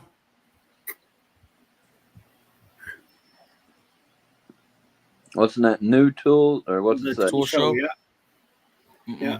I They had a lot of awesome stuff. I'm still trying to figure out if they're married or not. Yeah, right. I It's a think good they're show. They husband actually and go to wife. the they actually go to stuff like what you're gonna go do out for Milwaukee. Yeah. They actually do Look that at stuff and DLC review. coming into tools and stuff. Wow, Man, he's gonna know more about it than me. No, they There you got Turner knows. They got awesome stuff on here. Vato, there They you gave go. great away a stuff. lot of free. This year they gave away, I think it was like $20,000 worth of tools They that did. they were given to demo, and they just give it all away. Yep. You want to Everything, start a channel? Just talk about tools. Do your little researches and talk about tools. I'm talking to you. I Yeah. know. Yeah. There you go. Just JWC, Turner, Justin, Lakes, Chris, Frosty, and the rest of y'all. Chris? Who's Chris?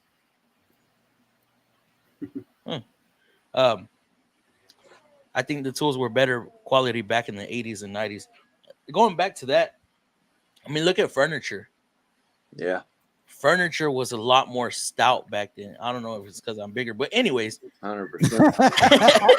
Yeah, Come on, remember bro. those water beds that were made out of 4x4s and 2x8s? Remember the old Yes. water? like headboards were like you can have this Yeah. plywood shit that they're doing now, or compressed All about wood. money. All Yeah. about money. I mean, you go to look up a nice, decent dresser, they don't make them like they used to anymore. Now they're those like cloth Well, see- baskets. A lot of them like, Well, Fluff, that's where modern you're wrong. style. That's where you're wrong. They do have good quality, but you got to be willing to Big pay the money. piper big money for custom. Yeah. Well, see, back then in the 80s, pine lumber was cheap. So every manufacturer in Canada and US would make beds, couches, What up, Turbo everything Tai Tai? out of 2x material because it was so dang cheap to do. And there were so many old seniors that just wanted to sit on a bench building Brother stuff. Dave, how you It doing? was easy. What up, Quentin? Aren't you having with that? But I miss my old water bed. That thing was solid. Like you could drive a car on it. I had a water bed and I fell asleep with my keys, and I had a sharp key. And you remember I had a basement apartment. I guess I woke up and like the water was all. I had a basement apartment all on the floor. I was laying inside the box of the bed. It was horrible. Like, what happened? Dude, those water Pee beds, the bed? Did I pee the bed? No. Right? those water beds were so weird. I had me a couple of them. Yeah. Yeah, they were cool. They were so popular too. I didn't like the ones with the baffles in them though. I like just the floaty one, you know. You like the? Yeah. I don't didn't know wanna they do had it- ones with baffles. When I used to drink all the time, you do not want to be hammered and lay on a waterbed. Those two do not go together. Can't get up. You know, the No, crazy you'll thing get is, up, but you'll get up throwing up. Yeah. Those old waterbed mattresses, they get dug out every now and then because up here in Canada, every year, the ski hills, they have a contest where people fill them up with air and go down the ski hill and see how many people can stay holding on and alive. Oh, that'd be hell awesome. no. And it's What insane. you talking about? Lakes right here. Where at? 100. Whatever somebody said above it. Oh, about the tools being made, maybe, or something back in. Oh, yeah. In I the can't 80s remember. and 90s. I think that's what it Gotcha. was. Fluff and the Mechanics Roundtable. See, Hey, back in the before Christ era, the BC days, I hated when my tape measure got broken because finding a new kid that I could use as a measuring stick was hard. How long is your arm? Perfect. Come with me, young one. I like how Chief said this. Fluff and the Mechanics Roundtable. That is what's up. There you go. Red Table Talk? Nah. Yeah, Fluff's Table Talk. I think our King author of Toolzonia. our metal I can't say that word. Metallurgy. There you go. Knowledge Metallurgical. has Metallurgical. advanced, but it is offset by the quality of ore and alloys available and the need to produce large numbers quickly. But Fluffy didn't play enough Dungeons and Dragons when he was a kid to be able to pronounce mythological words like that. Never played I'm going that. to use my metallurgical Lakes. skills in this game It's today. so true. Hey, Frosty. Let me see. Hey, everybody. I used to play Zelda. I never even played that. I was We played into Mario Brothers, Call of Duty, Halo. Come Yeah. on, we weren't building stuff. I Yeah, still we have played all all that. my dice. I still have every single set of dice that I ever bought for my role playing games. Really? Wow. Yep. Well, lucky when I went to open the side compartment door and it closed, we noticed that the system would close the doors and then open them up. So I pulled the schematics and found which wires sent the signals and traced them to where they rubbed through and were grounding. How long did that take you to find, Fred? Snap-on impact sockets are nice, but after 2 years of hard use, they can get loose as a goose. Hey, to go by what Fred was saying, do you think that's what's happening with that Nissan that you had, where the doors just kept like a short somewhere? I don't know. If anything, I don't know. Blame AI. Some AI downloaded into it. Now it's trying to kill people. Because I even contacted our The truth about technical- Terminator starts with Nissan. What'd they have to say? and well, they wanted me to start checking power and grounds to the module and stuff that I've already done. I was like, Basics. They didn't Yeah, I was have like- no good information to give you. nope. And there was like no information on it whatsoever. Even some of the codes I was getting, they're not even in the system. So I'm like, the Yeah. fuck? Now I'm gonna have to watch all the old Terminator movies and look for the Nissan logo on them. What up, Lakes? That's how we all Fresh die. Cat, Nissan takes over the world. Founding, good troubleshooting, Fred. Let's see, hey, hi, Frosty. Let me see, Turner. That's why TV radio repairmen have disappeared. I forgot there was TV radio repairmen. Mm-hmm. That used to be a thing. Yeah. Yeah, dude, we used to fix our own stuff, take it apart. Well, I told you, I built a Chrysolite radio, and your Uncle Joe built a transistor radio. Yeah. Or I built the transistor, he built the crystal. As in all manufacturing, they cut corners to save money and try to maintain quality, but it doesn't always work. It doesn't. Hey, Y'all have that up there?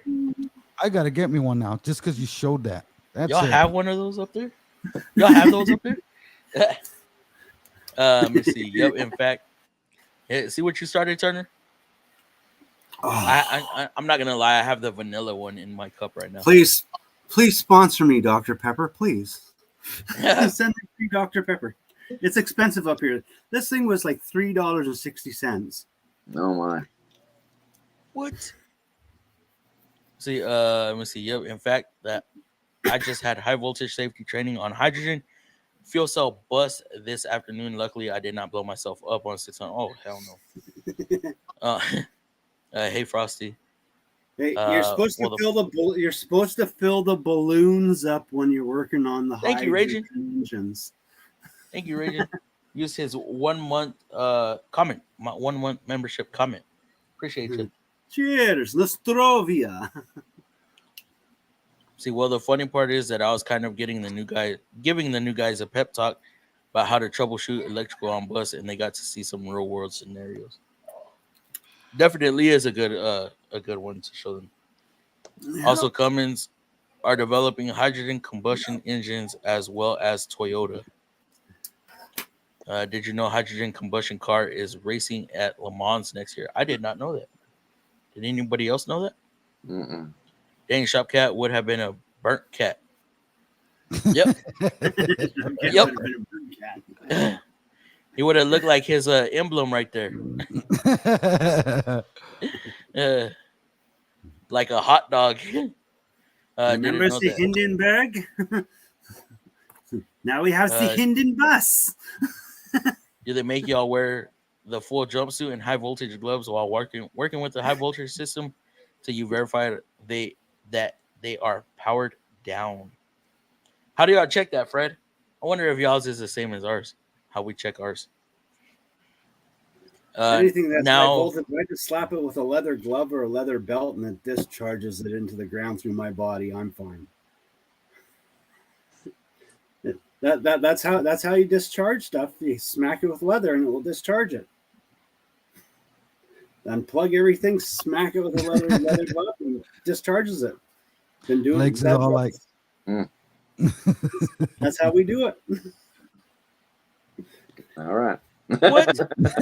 I know for us. It actually works. Literally discharges. You can get you discharge. Discharges what? Hold on. For the people who don't know, discharges what? Yeah, because the battery's always going to have the voltage. Volts or something, you know. So what do we want to lose the voltage? What do we want? What are we waiting to discharge? Capacitors and stuff like that. You want to discharge those. And to discharge them, all you need is a leather leather welding glove or leather belt, and you smack those two caps with it, and it discharges it with no injury, nothing. Been doing that. It's like even my grandfather was doing that when capacitors were invented. You were bullshitting right now. No, it's a real thing. I just wait. They tell us to wait X amount of time. Wait, and then we check with the voltmeter. Make sure it's below. Of course, 12 volts. 12 volts ain't gonna kill us. So what if you come out looking like this after you're done? Hey, it's discharged. You got it, man. Don't worry, you're safe now. Well, you need one of these. What the hell did you do to her? He's gone. Dang, he couldn't wait for me to go cut it. No, it's too hot. I will not shave my head because my brother is bald as beans, and it just drives him crazy that I still have some hair on my head. Well, my hair grows. It's been 114 degrees with the heat index, man. It's just hot, man. I don't like it. Too hot. That's funny because I took my new license picture this past Friday, and wow, I'm gonna have to post a picture of it because I look like a baby in one and an old ass man in the other. Now on the flip side, see, Lex, what he made me go get. Oh no! Yeah, you did this to me, Turner. You did this to me. I look like a criminal in mine. Have you seen this man? He's wanted in 21 states. Hydrogen as a fuel is not much more energy efficient source to end than fossil fuels due to the power required to make the hydrogen. Electric is way more efficient in totality. Well, see, yeah. Come on, Fluff. And it's we could live in a future like that Sylvester Stallone movie where Taco Bell was the only restaurant franchise that survived, and every car just runs off methane. Demolition Man. Oh man. Yeah. The cotton gloves under the HV gloves. Testing the gloves before you do it. Could you imagine working in 110 degree weather with those damn gloves? I was at the training center wearing those. Oh my god! And I was like, I hope I never get a leaf or Sweating. a Your hands just sweating, aria. Yes, dripping water. You raise your hand up and it come out. and they're It's like, thick. it's like you They're opened up your glove super and poured thick water in it. gloves. It's weird. They're super thick gloves, and then like they want you to dealing with 10 millimeter bolts and nuts, and you can't even grip them because the gloves are so thick. And Teddy bear hands. yep. We have some electric buses. They are not reliable. Yes, the whole setup is super hot, especially on hot days. Even in the summer, it'll give you a run. Don't forget to hit that like button, guys. Yes, please. If I you already have did. not, I already did. we bought Proterras. Why our whole fleet is new flyer. Why our whole fleet is new flyer. They are awful. The electric portion is the most reliable. Gearboxes and body not so much. So a shop cat like Justin. No, not Justin. He's like Fred. Works on Buses. Yeah. Okay.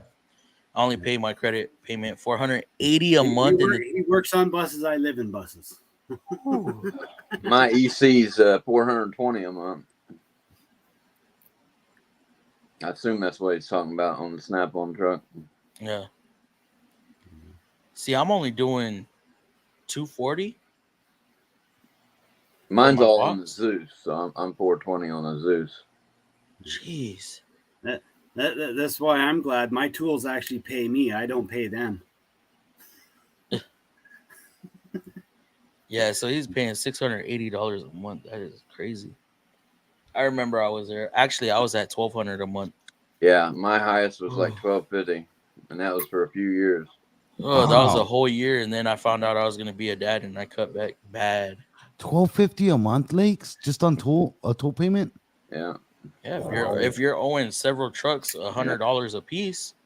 No, I get that. I get that. $400. And you get the tools because they're right there, and you can get it on credit rather than paying cash. Right And now, that's the about advantage they have.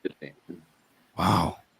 See, I started living a cash life when I was in my early 20s, because when I was younger, I started a lawn mowing and yard maintenance company when I was in junior high school. My dad made these trailers that we pulled behind our bikes. There are 16 of us. I was the ringleader.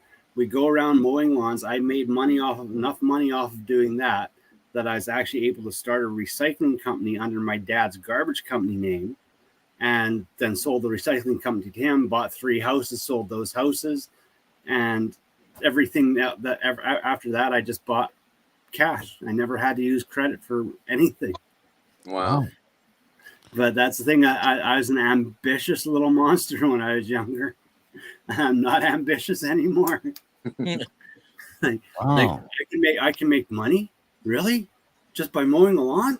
Hey guys, come on. Yeah, that was such a motivator back then.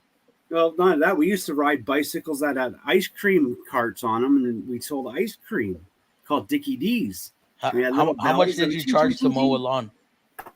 Oh, $5. $5. $5 to $20 deciding on how big the yard is. We weed the garden for an extra $2. We prune the trees and stuff like that. Like we got to the point where my brother would actually, my older brother would stop off and drop ladders off for us, and because he would drive, like my dad's garbage company all the trucks had ladders on them, so if we had to get a hydraulic line that, so if one of the garbage trucks was going by, we just flag him down and steal the ladder off the truck. But he was an entrepreneur at such a young age, man. Damn. Well, I hated school. I hated school. I would ditch school and go do other stuff, because to me school was like, that's the thing, is I wanted cool stuff. I wanted to have toys and stuff like that. My dad didn't spend money on that. He kept his money in his pocket so tight. Like, we didn't get new clothes. Like, we got one pair of new jeans, socks, underwear, and that once a year for school, and that was it. Everything else was a thrift store purchase. My dad was filthy friggin' rich, but we lived like paupers, and all my friends had all these cool computer toys and stuff like that. and I couldn't get any of this stuff. So like my dad bought us the state of the art computer, but never got us any games. So we wanted computer games for this computer. So like he spent like $10,000 on the state of the art computer. You guys are going to become computer techs when you grow up. No, we're not. But we had to go out and work for our stuff. Like that was the only way. I had a paper route, and I did lawn mowing, and I literally started buying like that. That's the things like hot lunch day would come up at school, and all the kids that couldn't afford hot lunch, I actually bought them hot lunch. Well, say that's what your dad was trying to teach you. Like, you're not gonna have. I'm not gonna be here forever, so things are not gonna be given to you. You're gonna have to learn how to earn your keep. Yep. See, with us, we also make them wear safety glasses and earplugs. Safety glasses, yes. Earplugs, they don't make us wear. What's that, Fluffy? Maybe we should. What's that? Foot snap on. That's too much, Justin. Oof. I couldn't imagine spending that much anymore. We have Proterra as well, and issues after issues with him. I actually safety glasses. Mine are prescription, so no choice.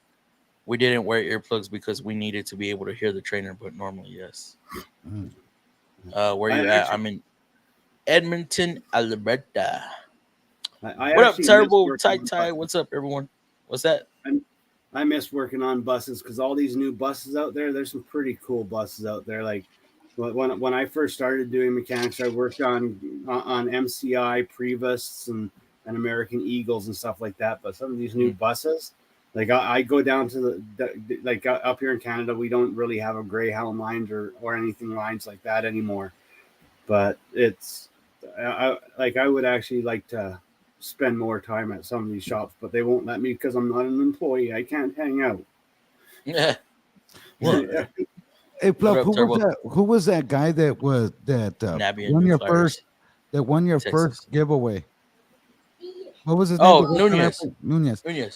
I would have loved to have asked him a question if they're going to get rid of that insulation that's inside the planes because of electrical fires that are going in there because they want to put all this fancy stuff in there so it gets hot. And it's so I think the what is it, the FAA or whatever, the ones that handle the FAA. Yeah, okay. We're saying because there was planes that caught fire and caused accidents and stuff like that because they said this stuff was to shut itself off, but I guess it didn't, and it was just burning the stuff that wasn't supposed to continue burning. Well, remember, there's only so much he can actually tell us. Oh, true. Yeah. I lost my spot. Bottom line. What's going on, bottom line? Worked on a Mac, had to replace all drive lines and rear diff. Oh, that sounds fun. We just got one of the long-range Proterra bus. It was delivered to us with roof leaking water in. Wow. Water leak right away. Water leaks suck.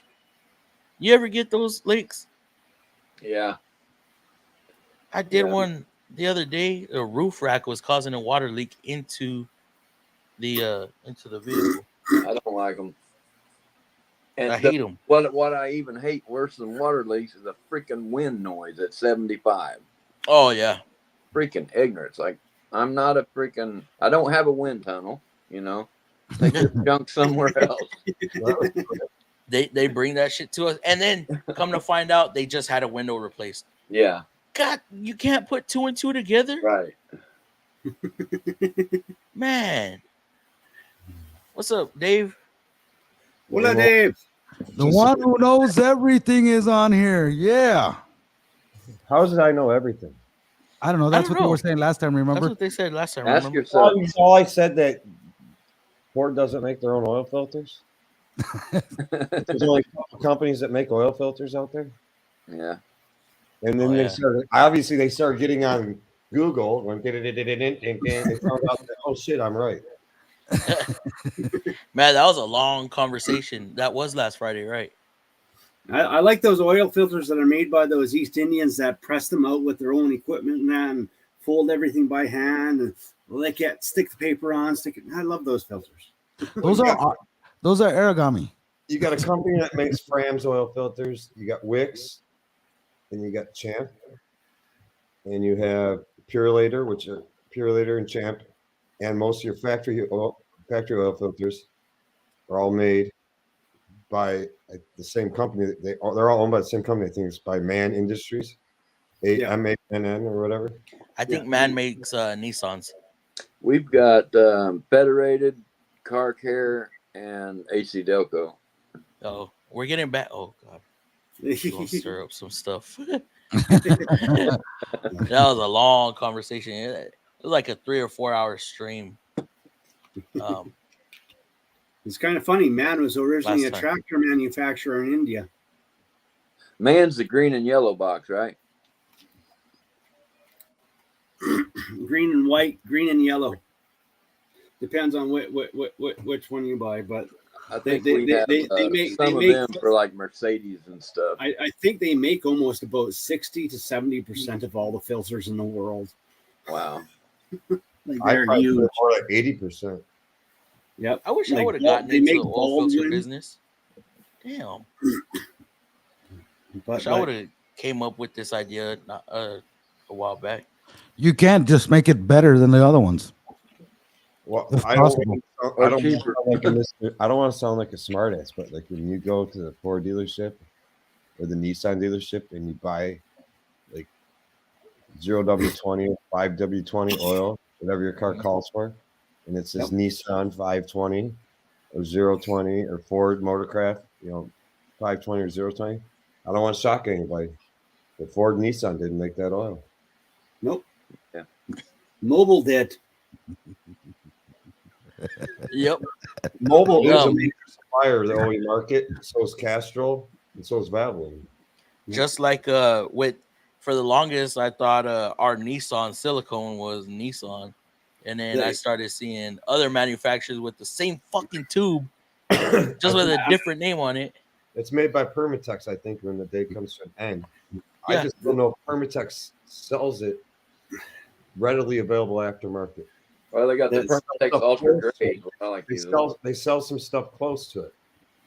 Yeah. See, you have those guys that do those oil tests and oil analyses, and they did the mobile oil test, and then they did the Ford motor oil like side by side, and the Ford motor oil came out better than the mobile. I ended up I called BS on it because they are quite literally the same oil and the same grade from mobile. All of Ford's motor oils come from mobile. They're the same stuff that you buy on the shelf at your local hardware store. I believe that's the same with AC Delco too. Yep, like that. That's the thing. So I had to call. Your BMW oils are Castrol. I guess like that. That's the thing, and that's the thing. Castrol and Pennzoil, they're pretty hot, damn good oils. Well, and they're the cheapest oils on the market. Pennzoil has been scoring ever since they went to that natural gas process with their platinum Euro version of full synthetic. Yeah, they've been like hovering just barely behind Amsoil on all testing I've seen. And they are truly affordable. They're very impressive oil. I've been buying a lot of Pennzoil lately, and not an issue on it at all. You wanna learn about oil, whether it be a lot of good information or what you consider useless information. Just watch Ford Boss. Yeah, he does a lot. My God, oil analysis that he does. I don't think there's another channel out there that's done more than him. Yep. I know all about furniture. Trust me, 18 years in county, and it's not real wood anymore. MDF and particle board. There's a guy that does TransFluid reviews like a motherfucker, and I can't remember his name. Right on, Fred. I've been on AC for weeks. We put Grayson rooftops on our older new flyers just for the operators, and they are so bad. Leak ice water all over the place. Who is calling me? Hey, why? Call your brother. Okay, Joe. Yeah. Yep. Okay. All right. Well, I'm gonna go ahead and get off. Turner, it was good seeing you, man. I'm glad you made it back safe. Quick Grinch, Lakes. We'll see you guys later. Have a good one. I got Have a great night, buddy. Encyclopedia. I'm on letter R now. He said, "Call your brother Joe." I was like, "Yeah." You calling me knowing damn well what today is. What up, Turbo Tai Tai, Trans King and FM Fam, Turner, you're back. Fred, good to see you. Hopped on. Welcome, Chris JRS. Chris didn't know we were live. Thank you for coming in, Chris. Fred, I'm not supposed. Oh, surprise! Are the bodies delaminated too? Passive anti-theft system. Patch module. Yeah. So then, ours is That's NATS. what GM used to Nissan. call it. It was a passive Nissan anti-theft system. Wasn't that the one with the chip in the key? No. Yeah. No, that was pass Yes. lock. Yes. Pass lock had the chip in the key. We have a chip in the key That's too. the one that everyone hated because It broke those and little the wires bypass inside the everything. ignition column. in the column, but you And could all just you have take to a do is put a bypass resistor a in wire. there Yeah, all you had to do is measure resistance. What was Yeah. it, 12 or 18 different of the key, resistors? measure the resistance of that little chip in the key, Yeah, and put that There was side like, what was resistor. it, 12 different bypass. ones? It was either 12 or 18 different ones. Yeah, so all you had to do is have 18 different resistors and But you could just measure the original key, that what the resistance was of that super resistor. Put Back that in the old resistor. days, when you go to Radio Shack or something and pick up the crap. well, yeah, that's what I'm Radio saying. Shack If there existed. was- All you had to do is grab the wires that came out of the column and you just connect that shit up, and you never had to worry about that stupid Yeah, shit. we have a chip in our key, but it's not like that. It's just We're talking what, frequency. 90s. 90s? Yeah, Yeah. Yeah, 90s up to mid 2000s. They had that. I stupid know which ones y'all talking about. Started in like 95 or 96, something like that. Probably a little earlier than that, probably 93. And it probably No. went to about Oh, two. Yeah, maybe. GM had it in '88 in their Buick. Oh, did they? It probably went Yeah. up to around 2001 ish. 2004 is the last one I saw What? for GM. Well, they had- 2004 is the last one I saw on GM for pass Did they lock. had Kind of that like in what? The this one. caddies or what? Firebirds. Fire Buick. everything, the vans, the trucks. Yeah. My Silverado doesn't have it. What year is it? 94. It doesn't have. Well, it was an optional purchase. It was an optional purchase back then. It wasn't no a chip in the mandatory. What's that? There's no chip in the key. Mm-mm. I noticed that on certain vehicles. Trucks didn't have them most of the time. No, that was a special purchase for that. Like, Because they were work trucks, probably. Drinking apple juice. Yeah, it's Mike's Hard Cider. Uh huh. High turbo. April? Is Saline. that April juice? Yeah. Saline. I prob pop on in a few minutes. Just getting home. Was out for dinner. What y'all eat? Wait, I don't know if I want to know. I'm kind of hungry. Haven't ate since lunch. Man, our Proteras, the windows can't be sealed. Rain pours in when it rains, and we have the fast discharge that only run 30 miles on the charge. Horrible. So your passengers get wet? Damn. Most of my passengers. Oh man, that's terrible. All the time. I don't think Protera will last. What? Talk about why on the internet.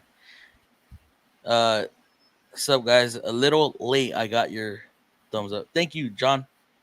Protera is trying to grow fast for what they can do. Hello, Fluffy, and everyone in chat. How's it going, Raging? How you doing? Another agency close to me, just a little farther south. Don't run their Proteras. Are they required to, or what? Fluff, I'm getting intermittent check engine lights lately. Could be check engine light flashing, or it's just coming on and off. You have to scan it, see what's It's popping coming up. on and off. He hasn't changed the spark plugs in 200,000 miles. But that doesn't mean that's what's causing it. Yeah. The coils that- are so powerful. I mean, if it was a They'll misfire, fire it'd be on a little more. gap like you wouldn't believe. That what? I said those coils are so powerful in cars today. They'll fire, like if it's coil over plug, they'll fire a gap like you wouldn't believe. I mean, Yeah. not saying it's burning as efficient as it should, but the computer usually overcomes it.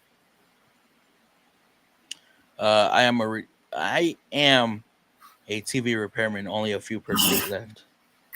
Well, I know quite a few TV repairmen. They show up at the house for Best Buy and they sit there and say, this is bad, that's bad. Parts cost more than the TV. You have that extended warranty, don't you? Okay, yeah, you're getting a new TV. What? That's Yeah, I basically need what they tell me my to do. TV repaired. They tell me Yeah. they go in there and they figure out what's wrong with the TV. I think they just hook some equipment to it and they kind of I need new lights in the back because literally half of my screen is darker than the bottom half. And it was like an intermittent issue, so You're I right. never got it checked out. You're right, Justin. And then and now it's just like that. Like Man, you have to look. these big I screens are notice so it because cheap now, though. Well, that's what my buddy. I have a friend that's in the industry of not just TVs, but he also does service calls. There's these people that have extended policies on shit like microwaves and all that, dishwashers, all. And he's like, the microwave took a shit. If it isn't something, he names off a few simple things. If it isn't that, it's cheaper to buy a microwave. Replace it. Yeah. Because he said the labor involved in replacing like controller inside a microwave, and he named another part. He said first of all, if it's hung up over your stove or something, like it's hung up onto the shelf, like your cabinetry. He said they charge like an hour labor to remove it, an hour labor to put it back on. He said I'll take it off myself. But you can do that. But he said it's a couple hours labor just to take the damn thing apart. He said the part is almost as much as a whole microwave. So by the time you're said and done, his price exceeds the cost of a new replacement. It's like printers. It's cheaper to buy a new printer than it is the ink cartridges for the printer, and you get free ink cartridges with that printer. Yeah, but they're partially filled. Yeah, but still, it's still cheaper than buying a full set of ink cartridges. I've been after Dr. Pepper for ages, Turner. I even made a video that chugging a Dr. Pepper gave me X-ray vision and I could see through a carb. Raging Cajun, what's up, my friend? I am great. Rain. My son was having a hard time in Europe because they didn't have Dr. Pepper out there except at a restaurant that was an American stuff. I thought Dr. Pepper was a Texas thing. No, There's so I many. thought it was invented in Arizona. It's the first soda pop invented in the United States. And people who really like Dr. Pepper will not drink any other soda. I love Dr. Pepper. Well, there's that old lady that's 102 years old right now. She drinks one a day. Isn't that the oldest soda in the United States? Like the original? And I think it was developed in Arizona somewhere. Well, Dr. Pepper? I believe so. Huh. Google it. Somebody Google it. I believe it. I know it's in the Southwest. I don't think it was Texas. I thought it was Arizona. But it could be Texas. Now, my theory is 23 flavors. I think that's all the sodas, like a bunch of sodas mixed. Waco, Texas, by Charles Alderton. Okay, in the 1880s, by a pharmacist named Charles Alton in Waco, Texas. I know that. I just for some reason thought it was in Arizona, but that makes sense. And what year? Interesting stuff comes out of Le Mans racing, but nothing like the 80s when it comes to Le Mans Formula One. What year did you say? 1885, it was first served nationally. Well, so when he invented it, Arizona wasn't even part of the United States. Nope. Wasn't Arizona? Didn't they pop in our union in 1885? Weren't they the last? Mexico, Arizona, weren't they the last two? Don't ask me about history. I believe they were the last two to join the union or the United States. Hydrogen is worse than anything else for the environment. Byproduct is nitrogen, which is very bad. That's what she said. We just need a flux capacitor and banana peels, man. John, hydrogen. Riley's Automotive sells flux capacitors. Don't forget that. You can Google it. You go to Riley's Auto Parts and they have flux capacitors there. They're out of stock right now, but they're getting more.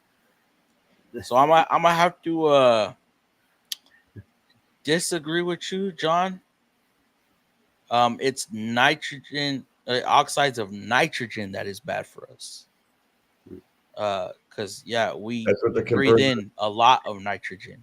That's what the converter does. The catalytic converter turns those oxides of nitrogen into basically H2O. Yeah. That's what she said. The byproduct of nitrogen, of running nitrogen, quite literally is water. You can drink the exhaust from your car. Yeah. It's hydrogen combustion is still Need SCR, sadly. I'll stick to gasoline vehicles. Amen. Just use a resistor on the board.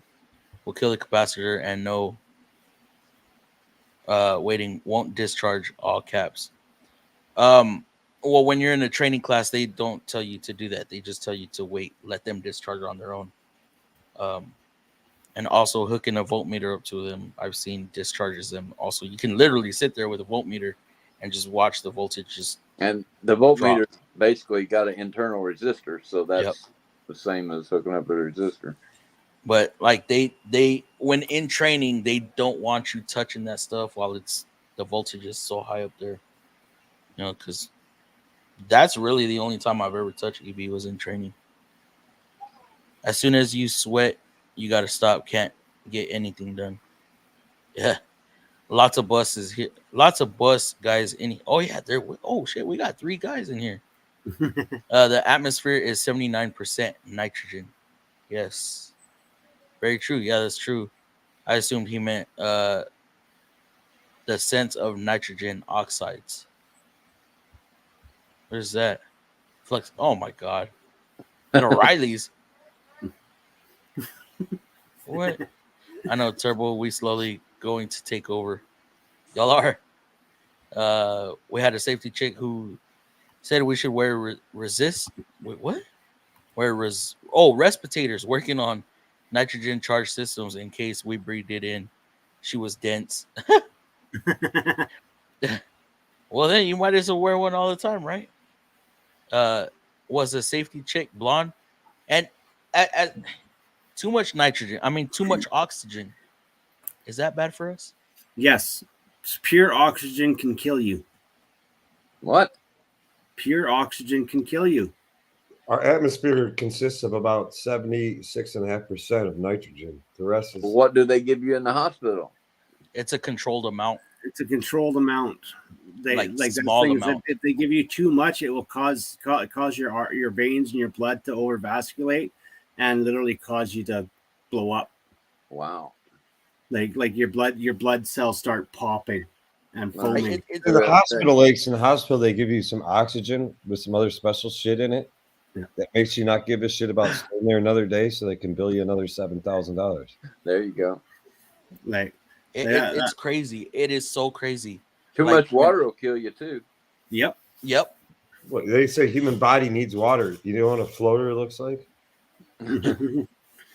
See, nitrogen. You grab somebody who's been in the water too long, dead. I'll tell you one thing right now: don't ever be brave and grab their arm, unless you feel like taking an arm home with you. Oh, no. It's just gonna come right off their body. We got 78% of nitrogen in the air. Oxygen is 20.9, so we'll call it 21%. We have 1% argon. Carbon dioxide, we have. I knew it was upwards of almost 80% nitrogen. 0.035% carbon dioxide. And then all the rest is neon, helium, methane, krypton, hydrogen, nitrous oxide, which is 0.31 parts per million. That's one thing I laughed my ass about years ago when we had a couple tire chains that we have here, tire/auto repair chains here in Michigan. Oh, the fucking nitrogen. Yeah, nitrogenized your tires, blah, blah, blah, blah. And then I still worked for Firestone at the time. And I'm like, why aren't we doing it? They're doing it. We're losing business because they're going over to get their shit nitronized. And they had a meeting and they explained to us that everything that we're putting in a tire anyway, roughly almost 80% of it's nitrogen as it is. Yeah. But the thought behind it is that it loses air slower. Because you lose about a pound a month, is what they say. And then for every 10 degrees, you lose a pound. You fucking check the tires. What the big deal?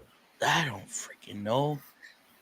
That's why they got TPMS on cars now, because Ford Explorers started rolling over for it. Even though Ford said only put 26 PSI in those Explorers, because for some odd reason they thought that was the proper thing to do. And then the next thing you know, they were down to 19 PSI. The driver didn't know it. Then they're going 95 miles an hour, which the car's not meant to drive like that, down Arizona freeway and the tires overheated, and one started just it blew, and the car had an oversteer issue, and they lost control of it and rolled the fucking thing over. But just it's a Firestone tire.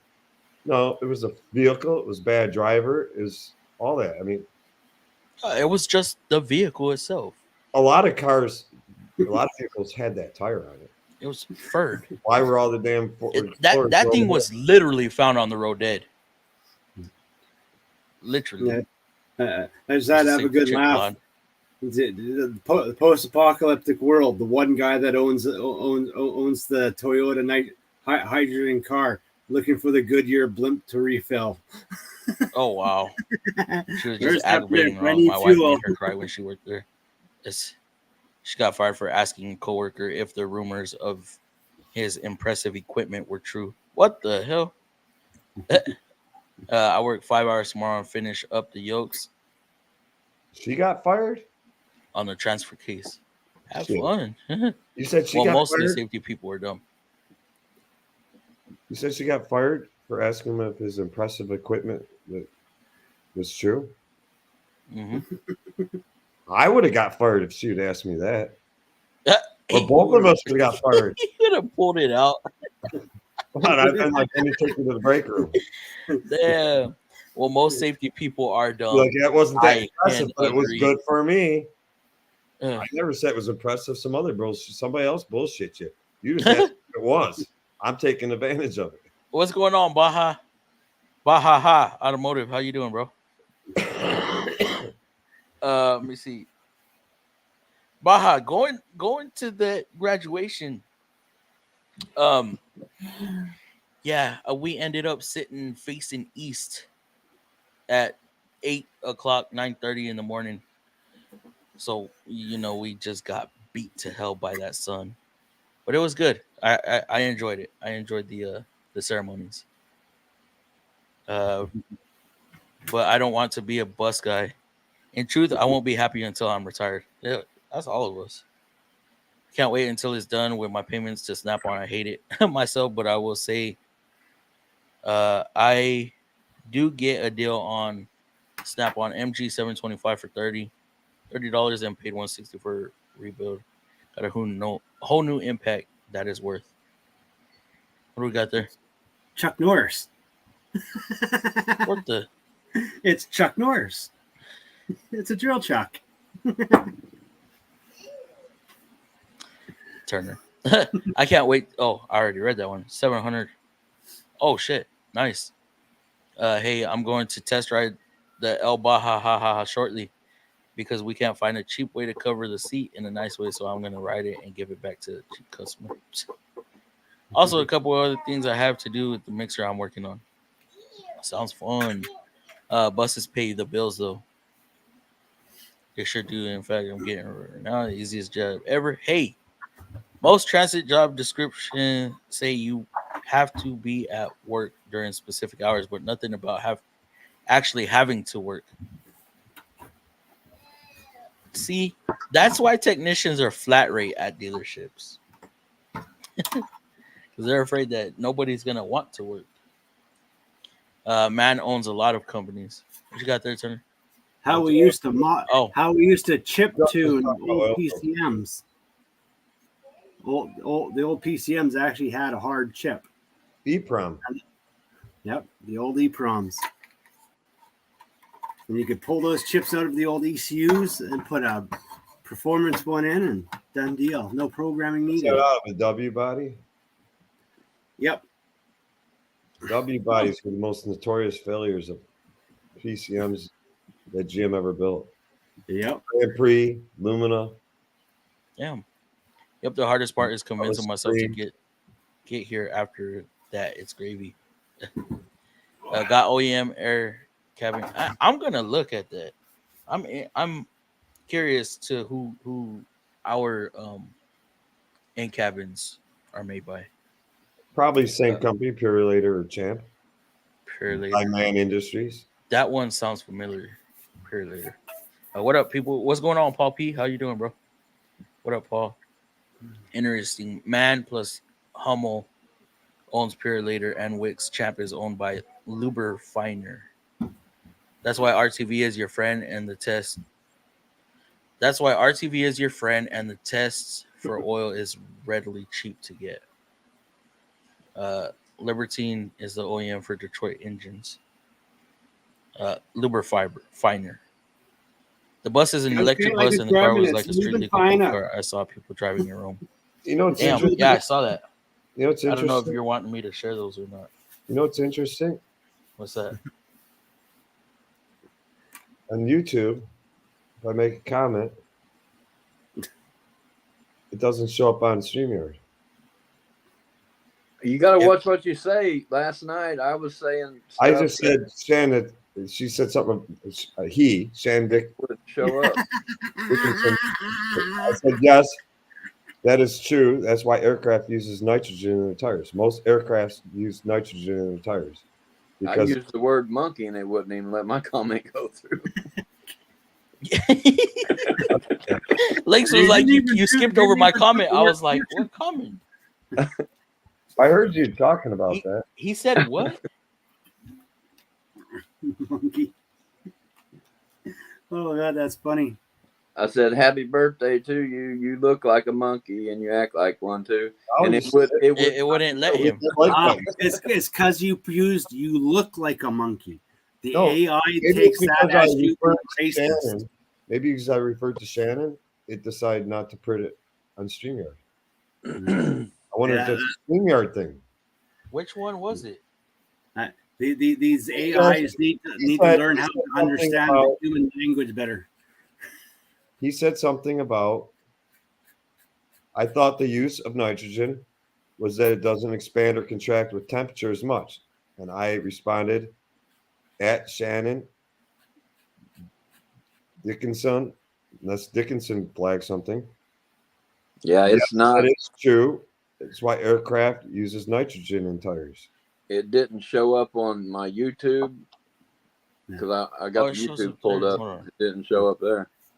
I'm telling you, the YouTube AI. No, it's right here. Look, going on? It's semi-retarded. I haven't got to it yet. It's been weird the last week. Yeah, it's semi-retarded. The YouTube algorithm for their AI. Itself. It's picking words out retardedly. YouTube and their reviewers. Yeah, that's Shannon's comment, but he's talking about the comment that he made back to him. Oh, things been good, Wrenching, at my side of town. How about yours? See, nice, Fred. Let me see. I'm trying to get through these comments, guys, because I got a lot to do tomorrow. Yeah, I got to get soon too. Champ Lubrifiber is owned by First Brands, who also owns Dun Fram. Yeah. For trucks, most didn't have it until 98 PR later. Shopcat. See, all it takes is a hand, right, Dave? A hand. Yo, what's going on, Anthony? How you doing, brother? I have Proterra stock. It's been destroyed this year. We're talking dirty things, me and Justin. You have stock in Proterra? Uh-oh. The resistor for heating the foods in microwave costs $180. It only costs $80 for a new microwave. That's insane. I had to learn how to repair my own TVs and monitors. Have a few CRTs, and no one in my area repairs them that I know of. I think it's one of the worst pops next to Tab. What does he mean by CRTs? What are CRTs? I have no idea. Certifications? CRTs is the old composite monitors. A CRT monitor, the old big glass boxes. Why would you want them repaired? Ouch, Poppy, that's too bad. The screens sucked and they're heavy as hell. Why would you want to repair that? Ain't Thunder Horse. That's pretty good, though. Cheaper for you in the long run. I probably still have Sorry some to hear that, Poppy. That work, Turner. No, that's how much stock did you have in that?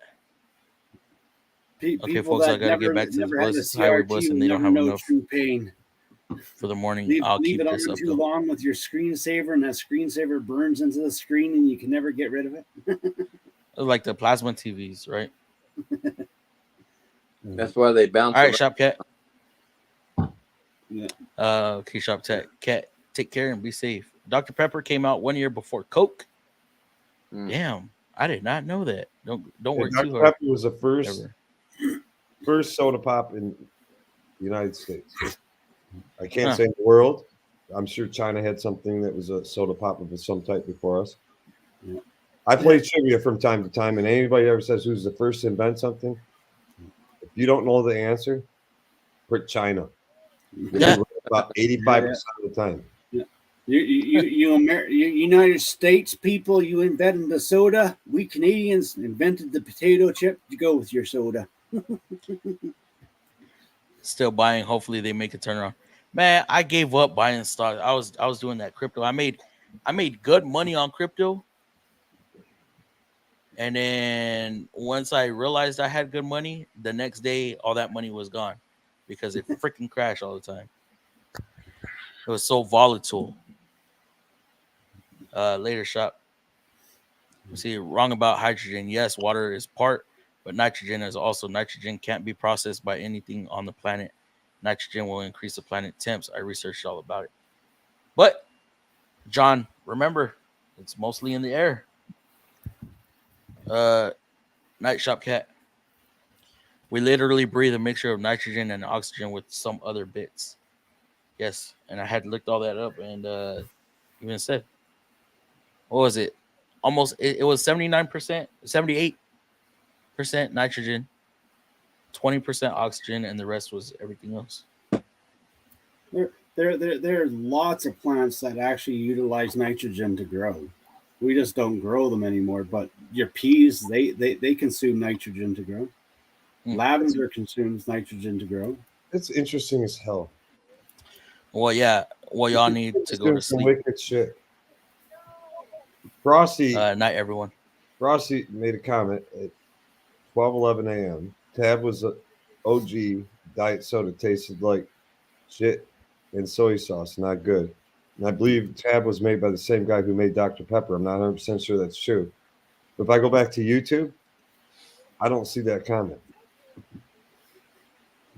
Huh. See, do you I read it. Stuff going on last week. Tire nitrogen doesn't change with temps. That's why planes are required to only use pure nitrogen in their tires. It does change. It just doesn't change as quickly or as much. But there is It's more change in stable than temperature. a mix of air. That's why the aircraft use it. Federal Transportation Agency stated nitro is a scam. Also, have you all seen the nitrogen machine? Anybody? I think I saw one about, I don't know, 12 years ago. Literally, all it does is pull the oxygen out. Well, you think it does. I'm not You so think. sure it does. Yes, you're true. You're right. I don't know if it does. Because I just would think, I would think such equipment, guarantee it's pure nitrogen. I would think such equipment would be beyond the cost of that of a typical auto shop. I mean, that can't be cheap. I loved when a customer would come in. You didn't put nitrogen in my tires. Because they see us just using the air hose. I got nitrogen in my tire. Oh my! That's the part I hated about being on the lube rack. The little green caps. Yeah, that was a sign that they were nitronized. Yeah, I hated that shit. And we would charge $40 to put nitrogen in tires. You worked for Discount Tire at the time, didn't you? No. No. I worked where I'm at right now. You see Frosty's comments, Fluffy? Not yet. I have not got there. I see. Not Justin. I see it on YouTube. Frosty, sometimes that happens. I'll be honest with you. I've actually had people like, I can't see you, you can't see me. And I just went to my YouTube stuff, like blocked users or blocked people. And there'll be people on the list and be like, I never blocked any. These are guys I like to talk to. How did that happen? How'd they get blocked? And I was told by another YouTuber that every once in a while, what I've noticed also, YouTube like on throws that up on your shit, so you got to check your shit about blocked stuff. So there's this guy, y'all know, ICT car guy, right? He's a guy that usually comes in here. all his comments are always retracted. I have no idea why. I do not know why. I doubt he's commenting and then erasing them right away. Or retracted usually is done by him though. Done by the person. I don't know. I just One of Shannon's got deleted the other day too. I was like, what the hell? But a retracted comment will still show up on StreamYard. One time though, I was like wondering why I can't see all these people, and I went through everything from my desk, my laptop, and I could not get into where it showed me all my people I blocked.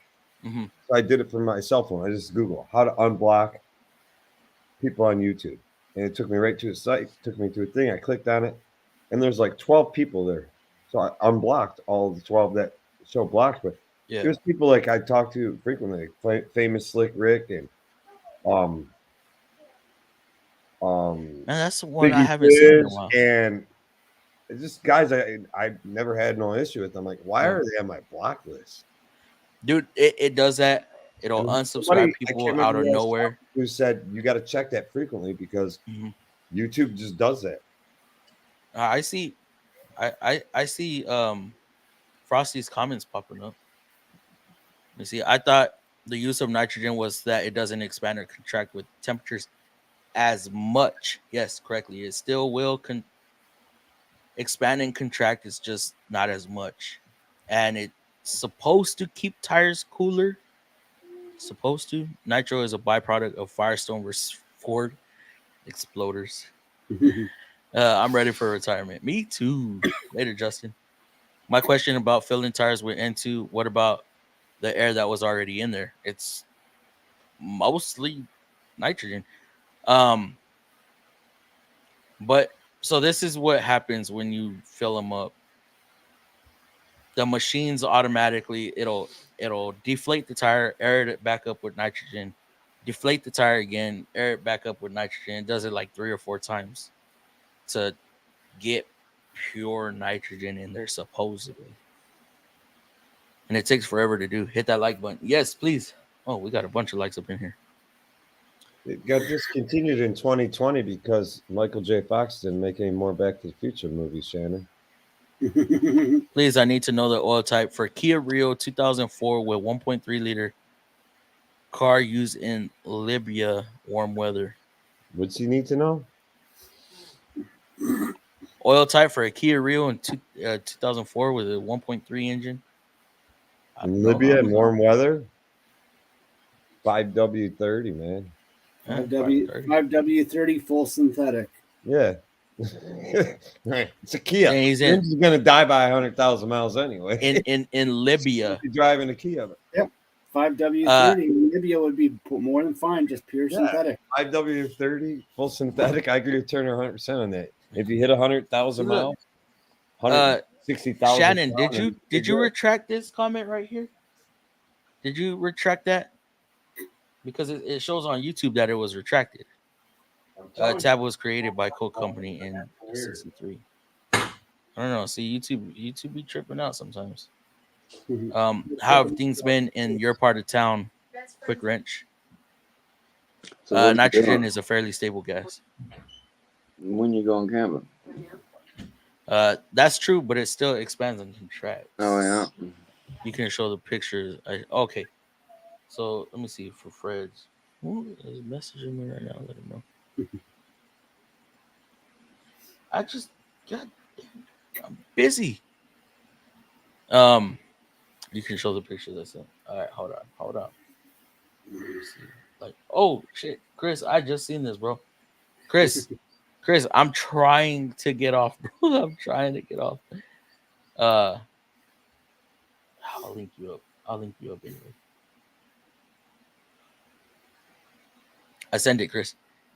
Show the pictures. Let's see. That's a tiny bus. Look at this. This is one of the buses that that Fred saw out there. That thing is small.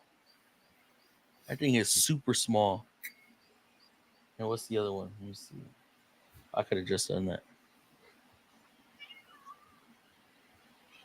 Another car. Pretty crazy. What was that, Fred? A 1-seater or 2-seater?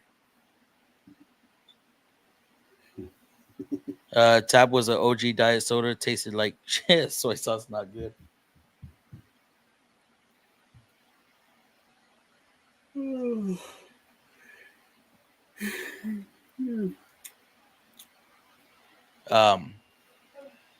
Bruh, what up, Trill? Trill Gunna, what's going on? Another thing about Proterra, they work their techs really hard as they have to travel around to different states constantly. Got to watch out for those rug pulls. Oh, yeah, you're talking about the crypto stuff, yeah. Think about it. Exchange oxygen for nitrogen. What creates oxygen? Think about it. Exchange oxygen for nitrogen. What creates oxygen from nitrogen? I don't know. I'm not a scientist. I just know what I know. And I know nitrogen is mostly in the air with very little oxygen. And yeah, I think it's a gimmick. I don't think it matters enough I don't think it matters enough in automotive to need nitrogen in your tires. No. It displaces moisture. What displaces moisture? You're talking about nitrogen? Thanks, Dave. I think Fluffy Stream censored me or something. He never responds to my comments. Not true, Frosty. If it pops up on StreamYard, man, I get to it. I don't think StreamYard and YouTube talk very well. They're supposed to, but I don't think they really do. All I can tell you, Fluff, the last like 2 weeks, YouTube has been acting really crazy. And I think I'm on Stuff like is their getting shit deleted, list. stuff's getting zapped out, stuff isn't getting pushed that normally would get pushed. I don't know what they're doing. I posted 3 shorts today. Some kind of change right now. I posted 3 shorts. It's their new AI, their new security AI that they have. That not only that, everything. Not only that, everything. It's evil. Turner, you were gone. I don't think Turner saw. No, you did see my pry bar video, right? I was on pry bar that was clicking. Yeah, I saw that. Yeah, that video got taken down. Basically, it got fucking blocked. I contacted YouTube. They told me there's nothing they can do. I contacted them again and again and again and again, and finally they reinstated the video yesterday. Yeah, because I talked so much shit about Snap-on that video, and in the comments that all the Snap-on lovers reported me. I don't think you talk shit about Snap-on. You were just pointing out. Look at the comments, bro. You were just like no, look at my comments. No. I understand, I go in on them. But I'm saying and the actual video, you didn't really talk shit about anything. Yeah, you were not just in the pointing video. something out. You were just pointing out a flaw with that specific pry bar, which wasn't a big deal. It was just making like a little clicking noise and stuff. And then the way they got around to getting to it was saying that it was pretty much sexual content. I'm like, what the hell? So it was really dumb, to be honest, because it was. And it's funny because how you were reading the guidelines say that it's not supposed to arouse anybody. Well, I was like, well, apparently pry bars are an aphrodisiac now. So I was like, what the? It was really dumb, to be honest. And lately if I leave comments on a video, man, if you leave anything like the word, like anything close to a cuss word, lately I've been getting nothing but, hey, you've been leaving hateful comments. I'm like, what? I was like, what do you mean I've been leaving hateful comments? Like, we've taken down your comment because it's hateful and uses explicit and it might be considered harassment. I'm like, dude, like, what is this AI just sees a word and says, oh, it's hate. They're definitely doing some weird shit the last like 2 years. Actually, Dave, it's been going on since they monetized shorts. So like, there's a bunch of words that you can't. Noticed it's gotten really weird the last 2 weeks. I agree with you since shorts, but it's gotten really weird the last 2 weeks. Like, agreed. What was I trying to do? Oh, I was trying to name a video nonsense, right? Nonsense, and it kept giving me limited ads or no monetization. So I put it to no sense, and it would take it. Or I would use the word God. mechanic and it would, I couldn't use it. Sometimes it'll let me, sometimes I won't. It won't. Well, Ken, come on now. You know Bocce does. It's weird. But yeah, it's not Snap on. YouTube's just been on a trip lately. I didn't even see your pry bar video. You You know got what? two times before I saw it. So it's back up now? It's back up. It was never taken down. It was just you had to be a verified 18 and up. It was age restricted, is what it was. So it went from doing about 300,000 views every 2 days down to 40 because of that. So you had to be 18 and up to view that video, and then it wouldn't show it to public. Basically, You had to be logged into YouTube, like the general public couldn't look at it. Because you had to be logged into YouTube, and you had to be 18 years or older. But if you did the video wearing only a Speedo, Fluffy, you wouldn't have got demonetized. That would have been fine. It would have been perfectly fine. If you would have done the video twerking on the Snap-on pry bar, then it wouldn't have gotten demonetized. But since there was an up, The next time you got to talk about pry bars, you got to get a hooker that tells you why the pry bar is so special. So look, check this out. Check this out. I told y'all guys, y'all keep buying that. Do it. Wiggle it. No, wiggle it. Come on, let's show the people what Snap-on quality is about. Wiggle it. It popped. No, what we were doing before. So right there, he ended up doing this to the bar. Just real quick. Then he grabbed it and started pulling it. Right there, they said I violated for sexual and nudity content. No, amazing. Huh? Yeah, do it. Come on. So I edited that part out, and then tried to appeal it, and they said no, it stands. Well, you got to start doing these videos. Pry bars are the best pry bar in the world, but they are better than the Matco pry bar because Matco doesn't make a pry bar. Shut up, Dave. So you're saying that? Shut up, Dave. They're Mayhews. Are they better than Mayhews though? Well, I have the Snap-on pry bars and I have Mayhew. Well, I only have the Mayhew, the big guy, the Dominator. The Dominator, exactly. Are they better than the Dominator? Well, does Snap-on make one that competes with the Dominator? Well, apparently it clicks, but No, it's shorter though. Look, coming from I only had Snap-on pry bars. Make how long is the Dominator? 58 inches or I don't know. How long? I've only ever had Snap-on pry bars, 53 inches. and I lost 3 of them.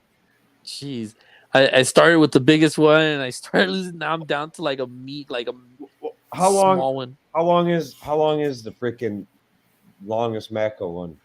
48 inches, I think. Huh? Snap-on has long ones. No. Oh no, there is long, right? Yes. The Dominator is the longest one, and I think Matco is actually a touch longer because they made the handle a little bigger. But it's a Mayhew. I mean, Well, Mayhew even makes the handle for Matco. yeah. Everybody that's else. why. I hear that Mayhew is going to be making pry bars for Harbor Freight. The new Matco pry bars are not even far off from looking like the Dominators anymore. Like they're so close. It just says Matco now. This was one of my responses. Mayhew bought a plastics molding factory, and they can actually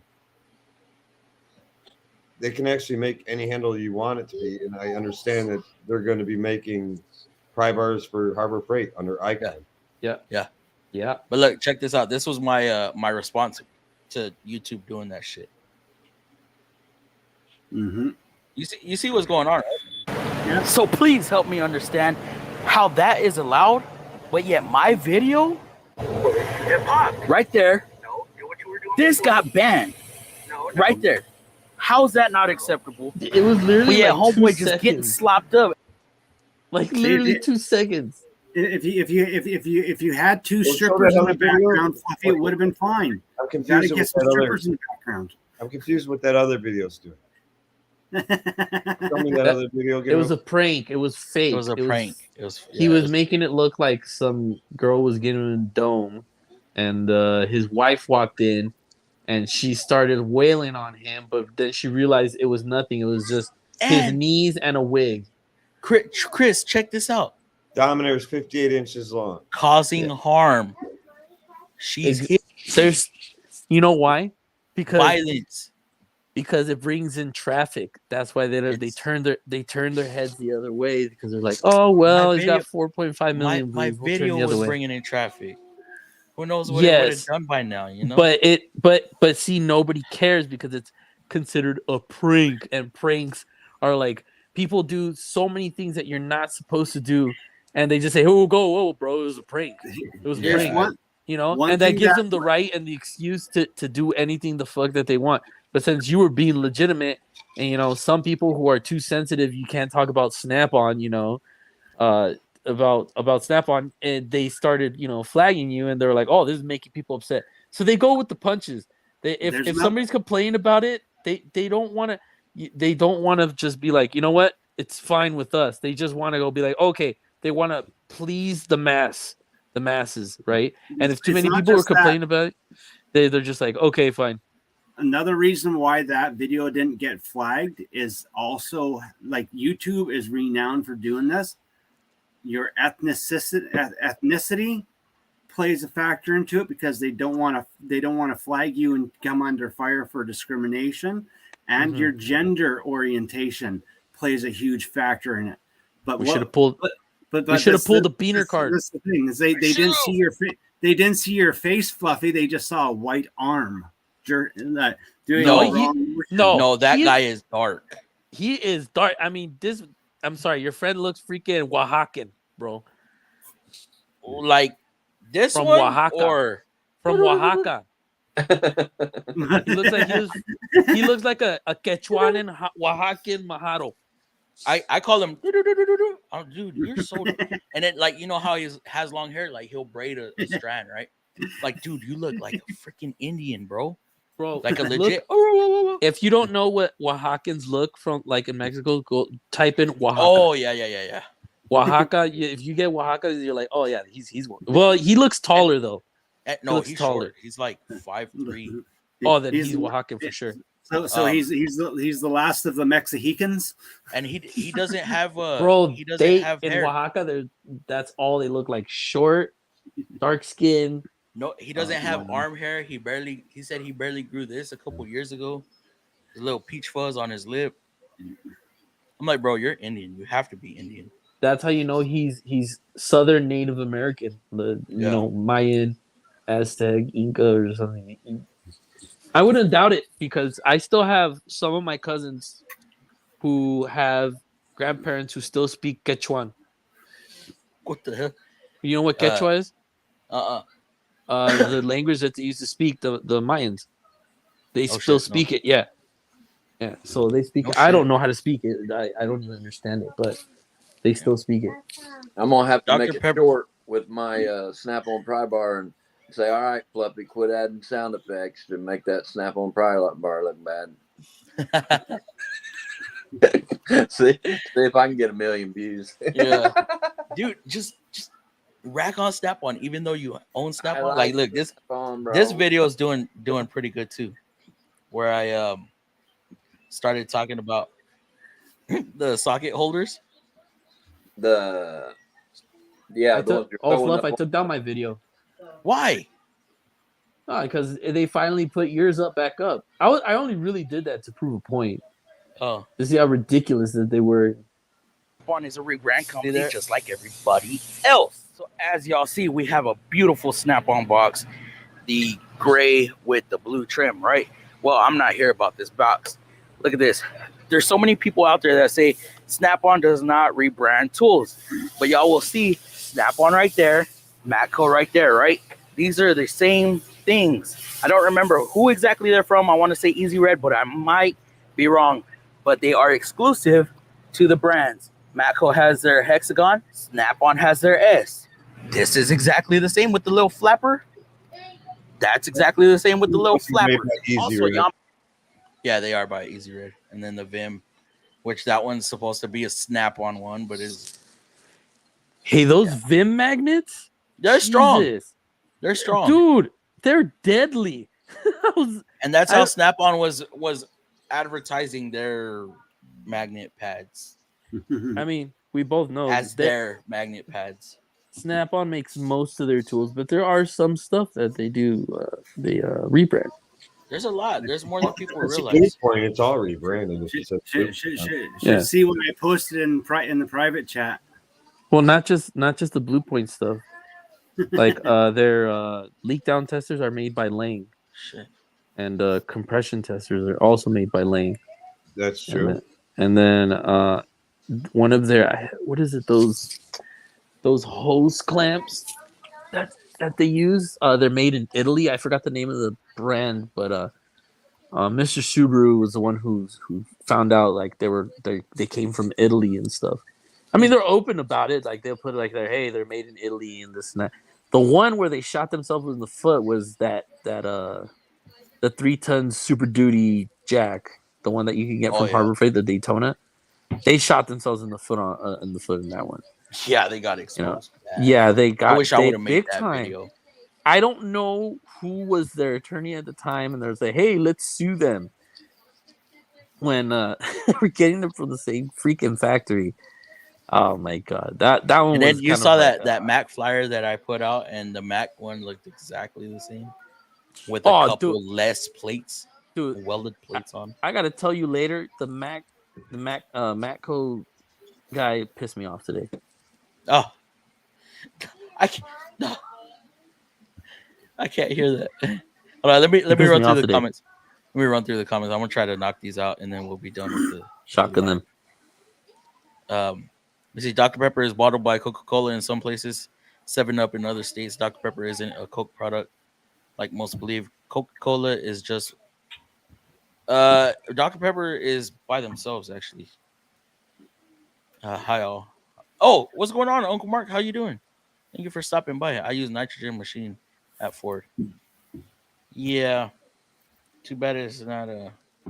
See, now if it was liquid nitrogen that they were, I wouldn't say liquid nitrogen, but if we had a thing of like a tank of compressed nitrogen, putting that into tanks, maybe I'd believe it a little more. But which is why it's used in HVAC pressure testing for leaks. Now it gets rid of it, or it just doesn't have any moisture in it. We had a tank and it would freeze the line, and the tank would freeze too. You're talking about nitrogen? Y'all had an actual nitrogen tank? Well, liquid so nitrogen. You don't see my comments I do see your comments, Frosty. Huh, what's that? Liquid nitrogen is cold. Yeah. Oh yeah. Tab was to burn shit off your skin. Tab was created by Coal Company in '63, discontinued in 2020. What is Tab though? Tab was horrible. They got rid of Tab because they don't make any Back to the Future movies anymore. Who? That's the only guy that ever drank. Tab? Yeah, Michael J. I don't know. I don't know what it is. Wait, what do you mean? What do you mean? Diet soda tastes like asshole. Hold on, wait. What? Diet soda. Wait. I didn't hear Chris. What'd you say? Well, I was just asking Quick Wrench what he's answering. Oh, okay. Then he's answering the question that I asked him. What question? About Michael J. Fox. Like, what did he say or what did he do? Every time he went to the future, Back to the Future, went somewhere, the dumbass said, "Just give me a tab." Papa. Oh, that's right. You know, hold on, to be honest, guys. I've never even seen a full Back to the Future movie. You missed out on some of the best movies in the world. That's man. it. I'm sorry, Fluffy. I got unsubscribed now. I'm sorry. I can't tolerate Doc. that. With, oh my god. I've never seen a full. Doc is like an old version of Turner. Yeah. We gotta go back. Oh, Great Scott. are they actively hiring, or have you seen any layoffs? Tab, what the fuck? Dude, I freaking love the Back to the Future He movies. sent me a picture of it. Lake's comments weren't populating. Your comments weren't showing up either, Lakes. I don't know. That's what I was just told right now. The Kia. Coke. You know, Kia didn't sell any. It was the rats that sold that shit. Um, see, better run 0 to 40 in that POS. Oof. CRT cathode ray tube. That's what it's. You're talking about the big bubble TVs, man. What were they called? What were those TVs called? CRTs. Oh, Tube TVs. tube Tube TVs. There TV. you go. Yeah, they're old and heavy, but older content just looks better. TV shows and games, for example. Plus, where you couldn't give them away before, now you can sell them for good money. Really? I did read. Oh, okay, you did. Okay. Kia is 10W30. I didn't type it right. Oh, okay, gotcha. Did you see Gas Monkey Garage is giving away C8 GTRs GT3RS? No, I didn't. Super. I don't follow Gas Monkey ever since what was his name? Aaron. Ever since he got rid of Aaron, I gave up on Gas Monkey. Aaron's the one that ran that damn show, not I forgot the fuck his name is. Yeah. A Kia in Libya, I suggest at least 1030. 1030. What we got, Trill? What up, Fluffy and fam? What's going on? East Coast? Is that yes, he has came back. What the hell? Are you okay? Who? Turner? I don't Yeah. think so. He over there putting on glasses. Hi, East Coast. Never I'm seen you getting with glasses. old. I just got new reading glasses. I'm getting old. Okay. Oh my goodness. It doesn't necessarily displace moisture. It's a stable inert gas, so when pressure testing, it's not affected as affected. I can't see That's tomorrow. key Hey point. guys, I'm gonna hop off. As.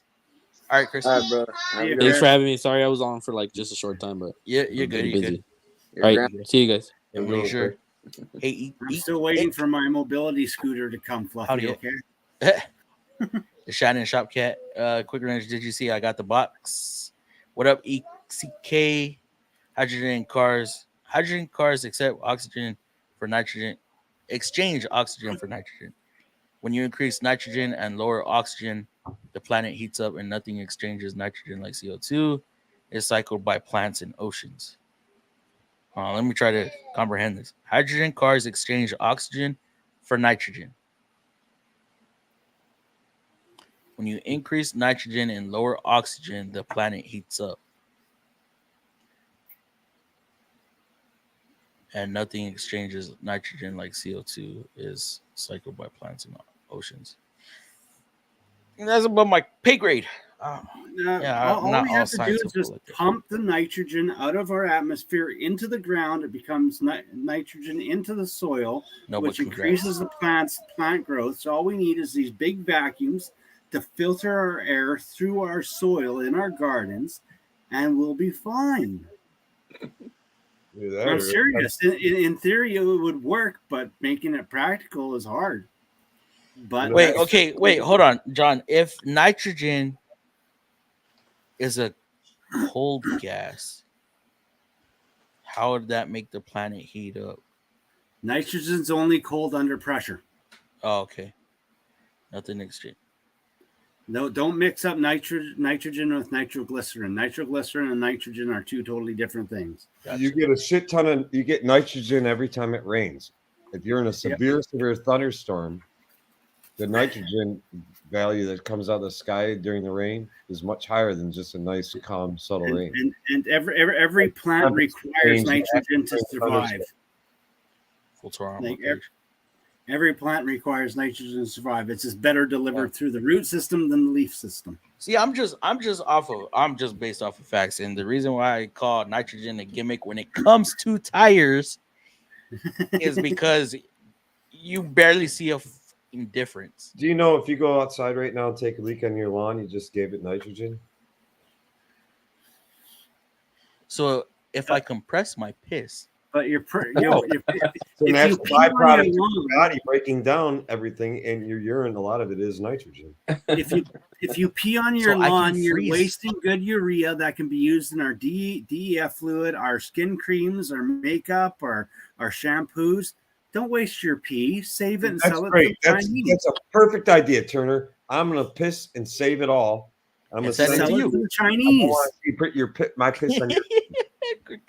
Well, You that's can use it when you that's have what an urea infection. is. Wait. Urea is in We skin might cream. be arousing some people, guys. We don't The want to get best skin cream in demonetized. the world contains horse urine in it.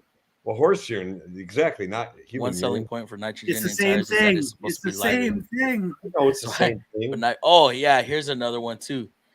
One selling point for nitrogen in tires is that it's supposed to be lighter but not by much. So I don't recommend it. Oh, Why yeah, not just? Why don't we you get just put another 4 helium miles in to our the tires? gallon in your Toyota Prius if you use nitrogen versus less air. I don't know. Oyster pry Rubber bar. things with filled nitrogen reminds me of the Hindenburg. Okay, every time I see it, I just keep going. There it goes again, kaboom! Yeah. What did they think people sit on pry bars for pleasure? I have no idea, East Coast. They were just, like I said, I'm sure somebody out there's found a way to make pleasure out of it. probably. Whoa. Yeah, but they were just mad I was talking shit about their brand. Oh yeah, baby. But Oh yeah, and- baby. Get that snap-on pry bar. Oh yeah. and then there's people that are out there that, oh, he's just doing this for views. Ain't that the point of posting on YouTube is for views? I got my lube ready. Get that snap-on Bro. pry bar ready for me. I think you're gonna need a 50-gallon drum of that. I showed a short of a rat's nest I found in a car. They claimed it was wacky tobacco, and I fought it, and they finally agreed. Yeah, it's insane, bro.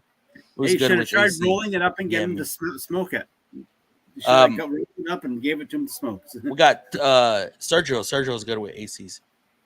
That's what she said. Ooh, Mayhew pry bar is definitely better than Snap-on. Maybe because I don't own a Snap-on pry bar. Yeah, and they think I own like Harbor Freight stuff. I don't know why. And I tell them, have y'all even seen the channel? Have y'all seen the Toolbox Stores? Educate yourself a little bit. That's all y'all need to do. That's all they need to do. I've got Tecton pry bars, not bad, but haven't really used them enough to say how well they are built. But man, I should build myself up a Harbor Freight only toolbox for the house, and then just give it away. Give it away at like $200K. Raging. James probably reported you for the pry bar video. Buffy, that dude is so freaking. Yeah, I guarantee it's eating whoever did do it though. It's eating them up now that it's back live again. Oh yeah. I hope it is. Yeah, Dominator is 58. They probably follow the channel too. probably. Just like who Chief is talking about is James. When that happens to you, Fluff, you don't get notified of who's. No. That's Yeah, it was. This was interesting on Father's because- Day. That's This is on- interesting because I know another big YouTuber that always claims he gets an actual email and everything and knows exactly who made the complaint. You get none of that. I didn't think you would. I personally didn't think you would, but just saying, I know a Nope. YouTuber that claims that. I think it has to be so It's many kept before discreet. something happens. I think it has to be so many complaints before something happens. And then once the decision is done, then you get the email, hey, this, that, and the other, we age restricted because of this, and it gives an exact moment in the video that Do you they're age restrict all your videos? I don't. If they're age restricted, you can't get monetized unless they're premium users or above 18. That's not true. For age restriction? CP the Tool Addict puts age restriction on every video he puts out, and always has. No. That's something else. Not meant for kids. Yeah, not meant for kids. Yeah, Yeah. I have that automatic Okay, because yeah, if it's meant for okay, kids, then people can't My comment bad, on it. My bad. Yeah, because it'll disable comments if you put it's a kid's video. So yours is set up automatic. I have to go on every video and click not made for kids. You can do it within the studio. I'll show you in a little bit. Let me get through the comments. But yeah, I wouldn't doubt it was James. Dominator is 58 inches. ECK nitrogen used in aircrafts because it's inert. There's ICT. Let me see. Because it always shows. Okay, now it's not showing that his comments retracted. Fluffy, I think Snap-on company flag you. Maybe they were even thinking some other YouTuber was flagging me, but that YouTuber never sees my videos, and if he does, he doesn't comment. You will never fully have the real reason why they did that. I won't. I will not. All right, y'all headed to bed. I have All Stars baseball game in the morning. Have a All right, good ECK. night. Thank you for stopping Chinese by. Coast. Dr. Pepper is a Pepsi product in Canada. Huh? Nope. Okay.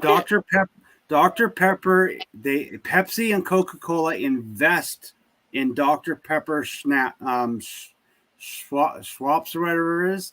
But Dr. Pepper is its own independent company, not owned by anyone. They have outside investors that invest And into what's it. the other one? What's the other one? What's other Pepper? What's other copycat Dr. Pepper? Is it Mr. Pips? Mr. I think Pibb, it's Mr. Pepper. But Dr. that's B. things that Is that it's owned by bottled. anybody? Is that owned by anybody, Mr. Pips? Because I know here in Michigan, a lot of places that carry Pepsi I think products, Cott that's what they're Beverages offering. owns. Cott And if you Beverages know owns product- most of the It was no-name Snap stuff. on the new China decision. You think it was a Snap on? So get this new flyer. New flyer actually sounds like a helo taking off when HVAC is on. Find a wire key inside the right hand AC blower. Still noisy, out of balance. Yeah. Found out the vibration had the blower housing spot welds had broken, riveting it back together because we have no parts. You have a HVAC assembly? Oh wow. Okay. Snap-on is moving to China. I wouldn't doubt it. Doesn't have moisture in it. I'm moving to China too. It looks like it's a good place to go. Ford had an actual nitrogen tank. I just recognized the safety pin from a fire extinguisher. Had no idea how it got in there. Wow. Richard Rawl, yeah, that fool. Ever since he got rid of Aaron, I just haven't followed that garage anymore. Gas monkey, hence the moisture transfer, natural heat exchange. Nitrogen isn't cold under pressure. It's when it's released. It's cold when it's a liquid. But you can only get nitrogen as a liquid as when it's compressed, right? Because it's the boiling point is real low. Yep. What we need is throttle bodies vehicles if you want. What we need is throttle body vehicles if you want best MPGs and lowest byproducts. We have throttle body vehicles. Every gasoline engine has a throttle body. Electric throttle body. Terrain. Monster? I'm dying over here. What are we talking about? What? Crying. Are you crying, True? What you talking about? I'm good with AC, but I don't troubleshoot over the internet. All you guys cracking up earlier. Oh. The reason why aircrafts use nitrogen in their tires is because the freezing point of nitrogen is minus 346 degrees Fahrenheit. And when you're flying a plane, when you're coming down for landing, you don't want the tire to be underinflated or under pressure when you contact the tarmac. And by being in the higher atmospheres, the pressure of the tire can decrease and drop. Therefore, nitrogen is needed in those tires. Colder up there. Yeah. So temperature swing. I mean, they leave Las Vegas Airport at 113 degrees, and they hit an altitude of 31 and 32,000 feet and they're flying back to Metro Detroit. Yeah, where a tire filled with normal atmosphere or ozone, In the tire pressure would drop because of the cold air. That's severe changes, though. That's severe changes. I'm saying it could be like negative. It could be like, say you left 113 degrees. It could be 10 degrees up there in the atmosphere at 32,000 feet. Yeah. See, but that's why I'm saying in automotive and what we do. No, I don't mean shit. Although your Equinox would probably like feel a lot better on the road if you had nitrogenized tires. I have nitrogen in my tires, sir. I'm joking with you. 80%. 80% nitrogen. Still Stinkwinox. I know. Give away a heart toolbox kit from WN. Actually decent. Been using one as a mobile box for a while, and it's great price and warranty. Hey, but I ain't worried about warranty. If somebody's worried about warranty, if they get something for free,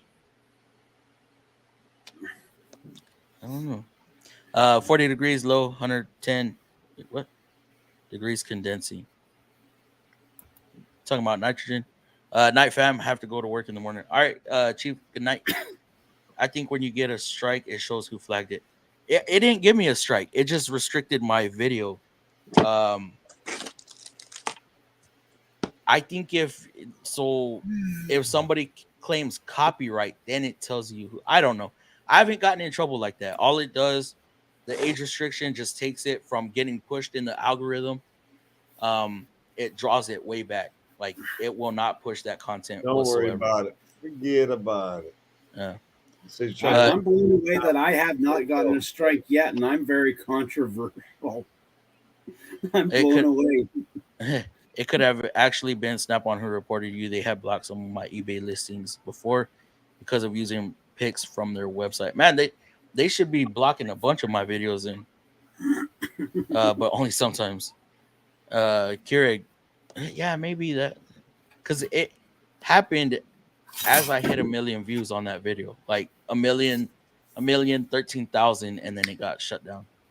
Keurig, Dr. Pepper is its own independent company, but Pepsi and Coke help distribute it through the world. Yes, yeah. Dr. Pepper is its own company. It's bottled by Coca-Cola and Pepsi, depending on which state or province you're in. Like Cot Beverages bottles a lot of pop, and almost all the no-name pops are bottled through Cot Beverages.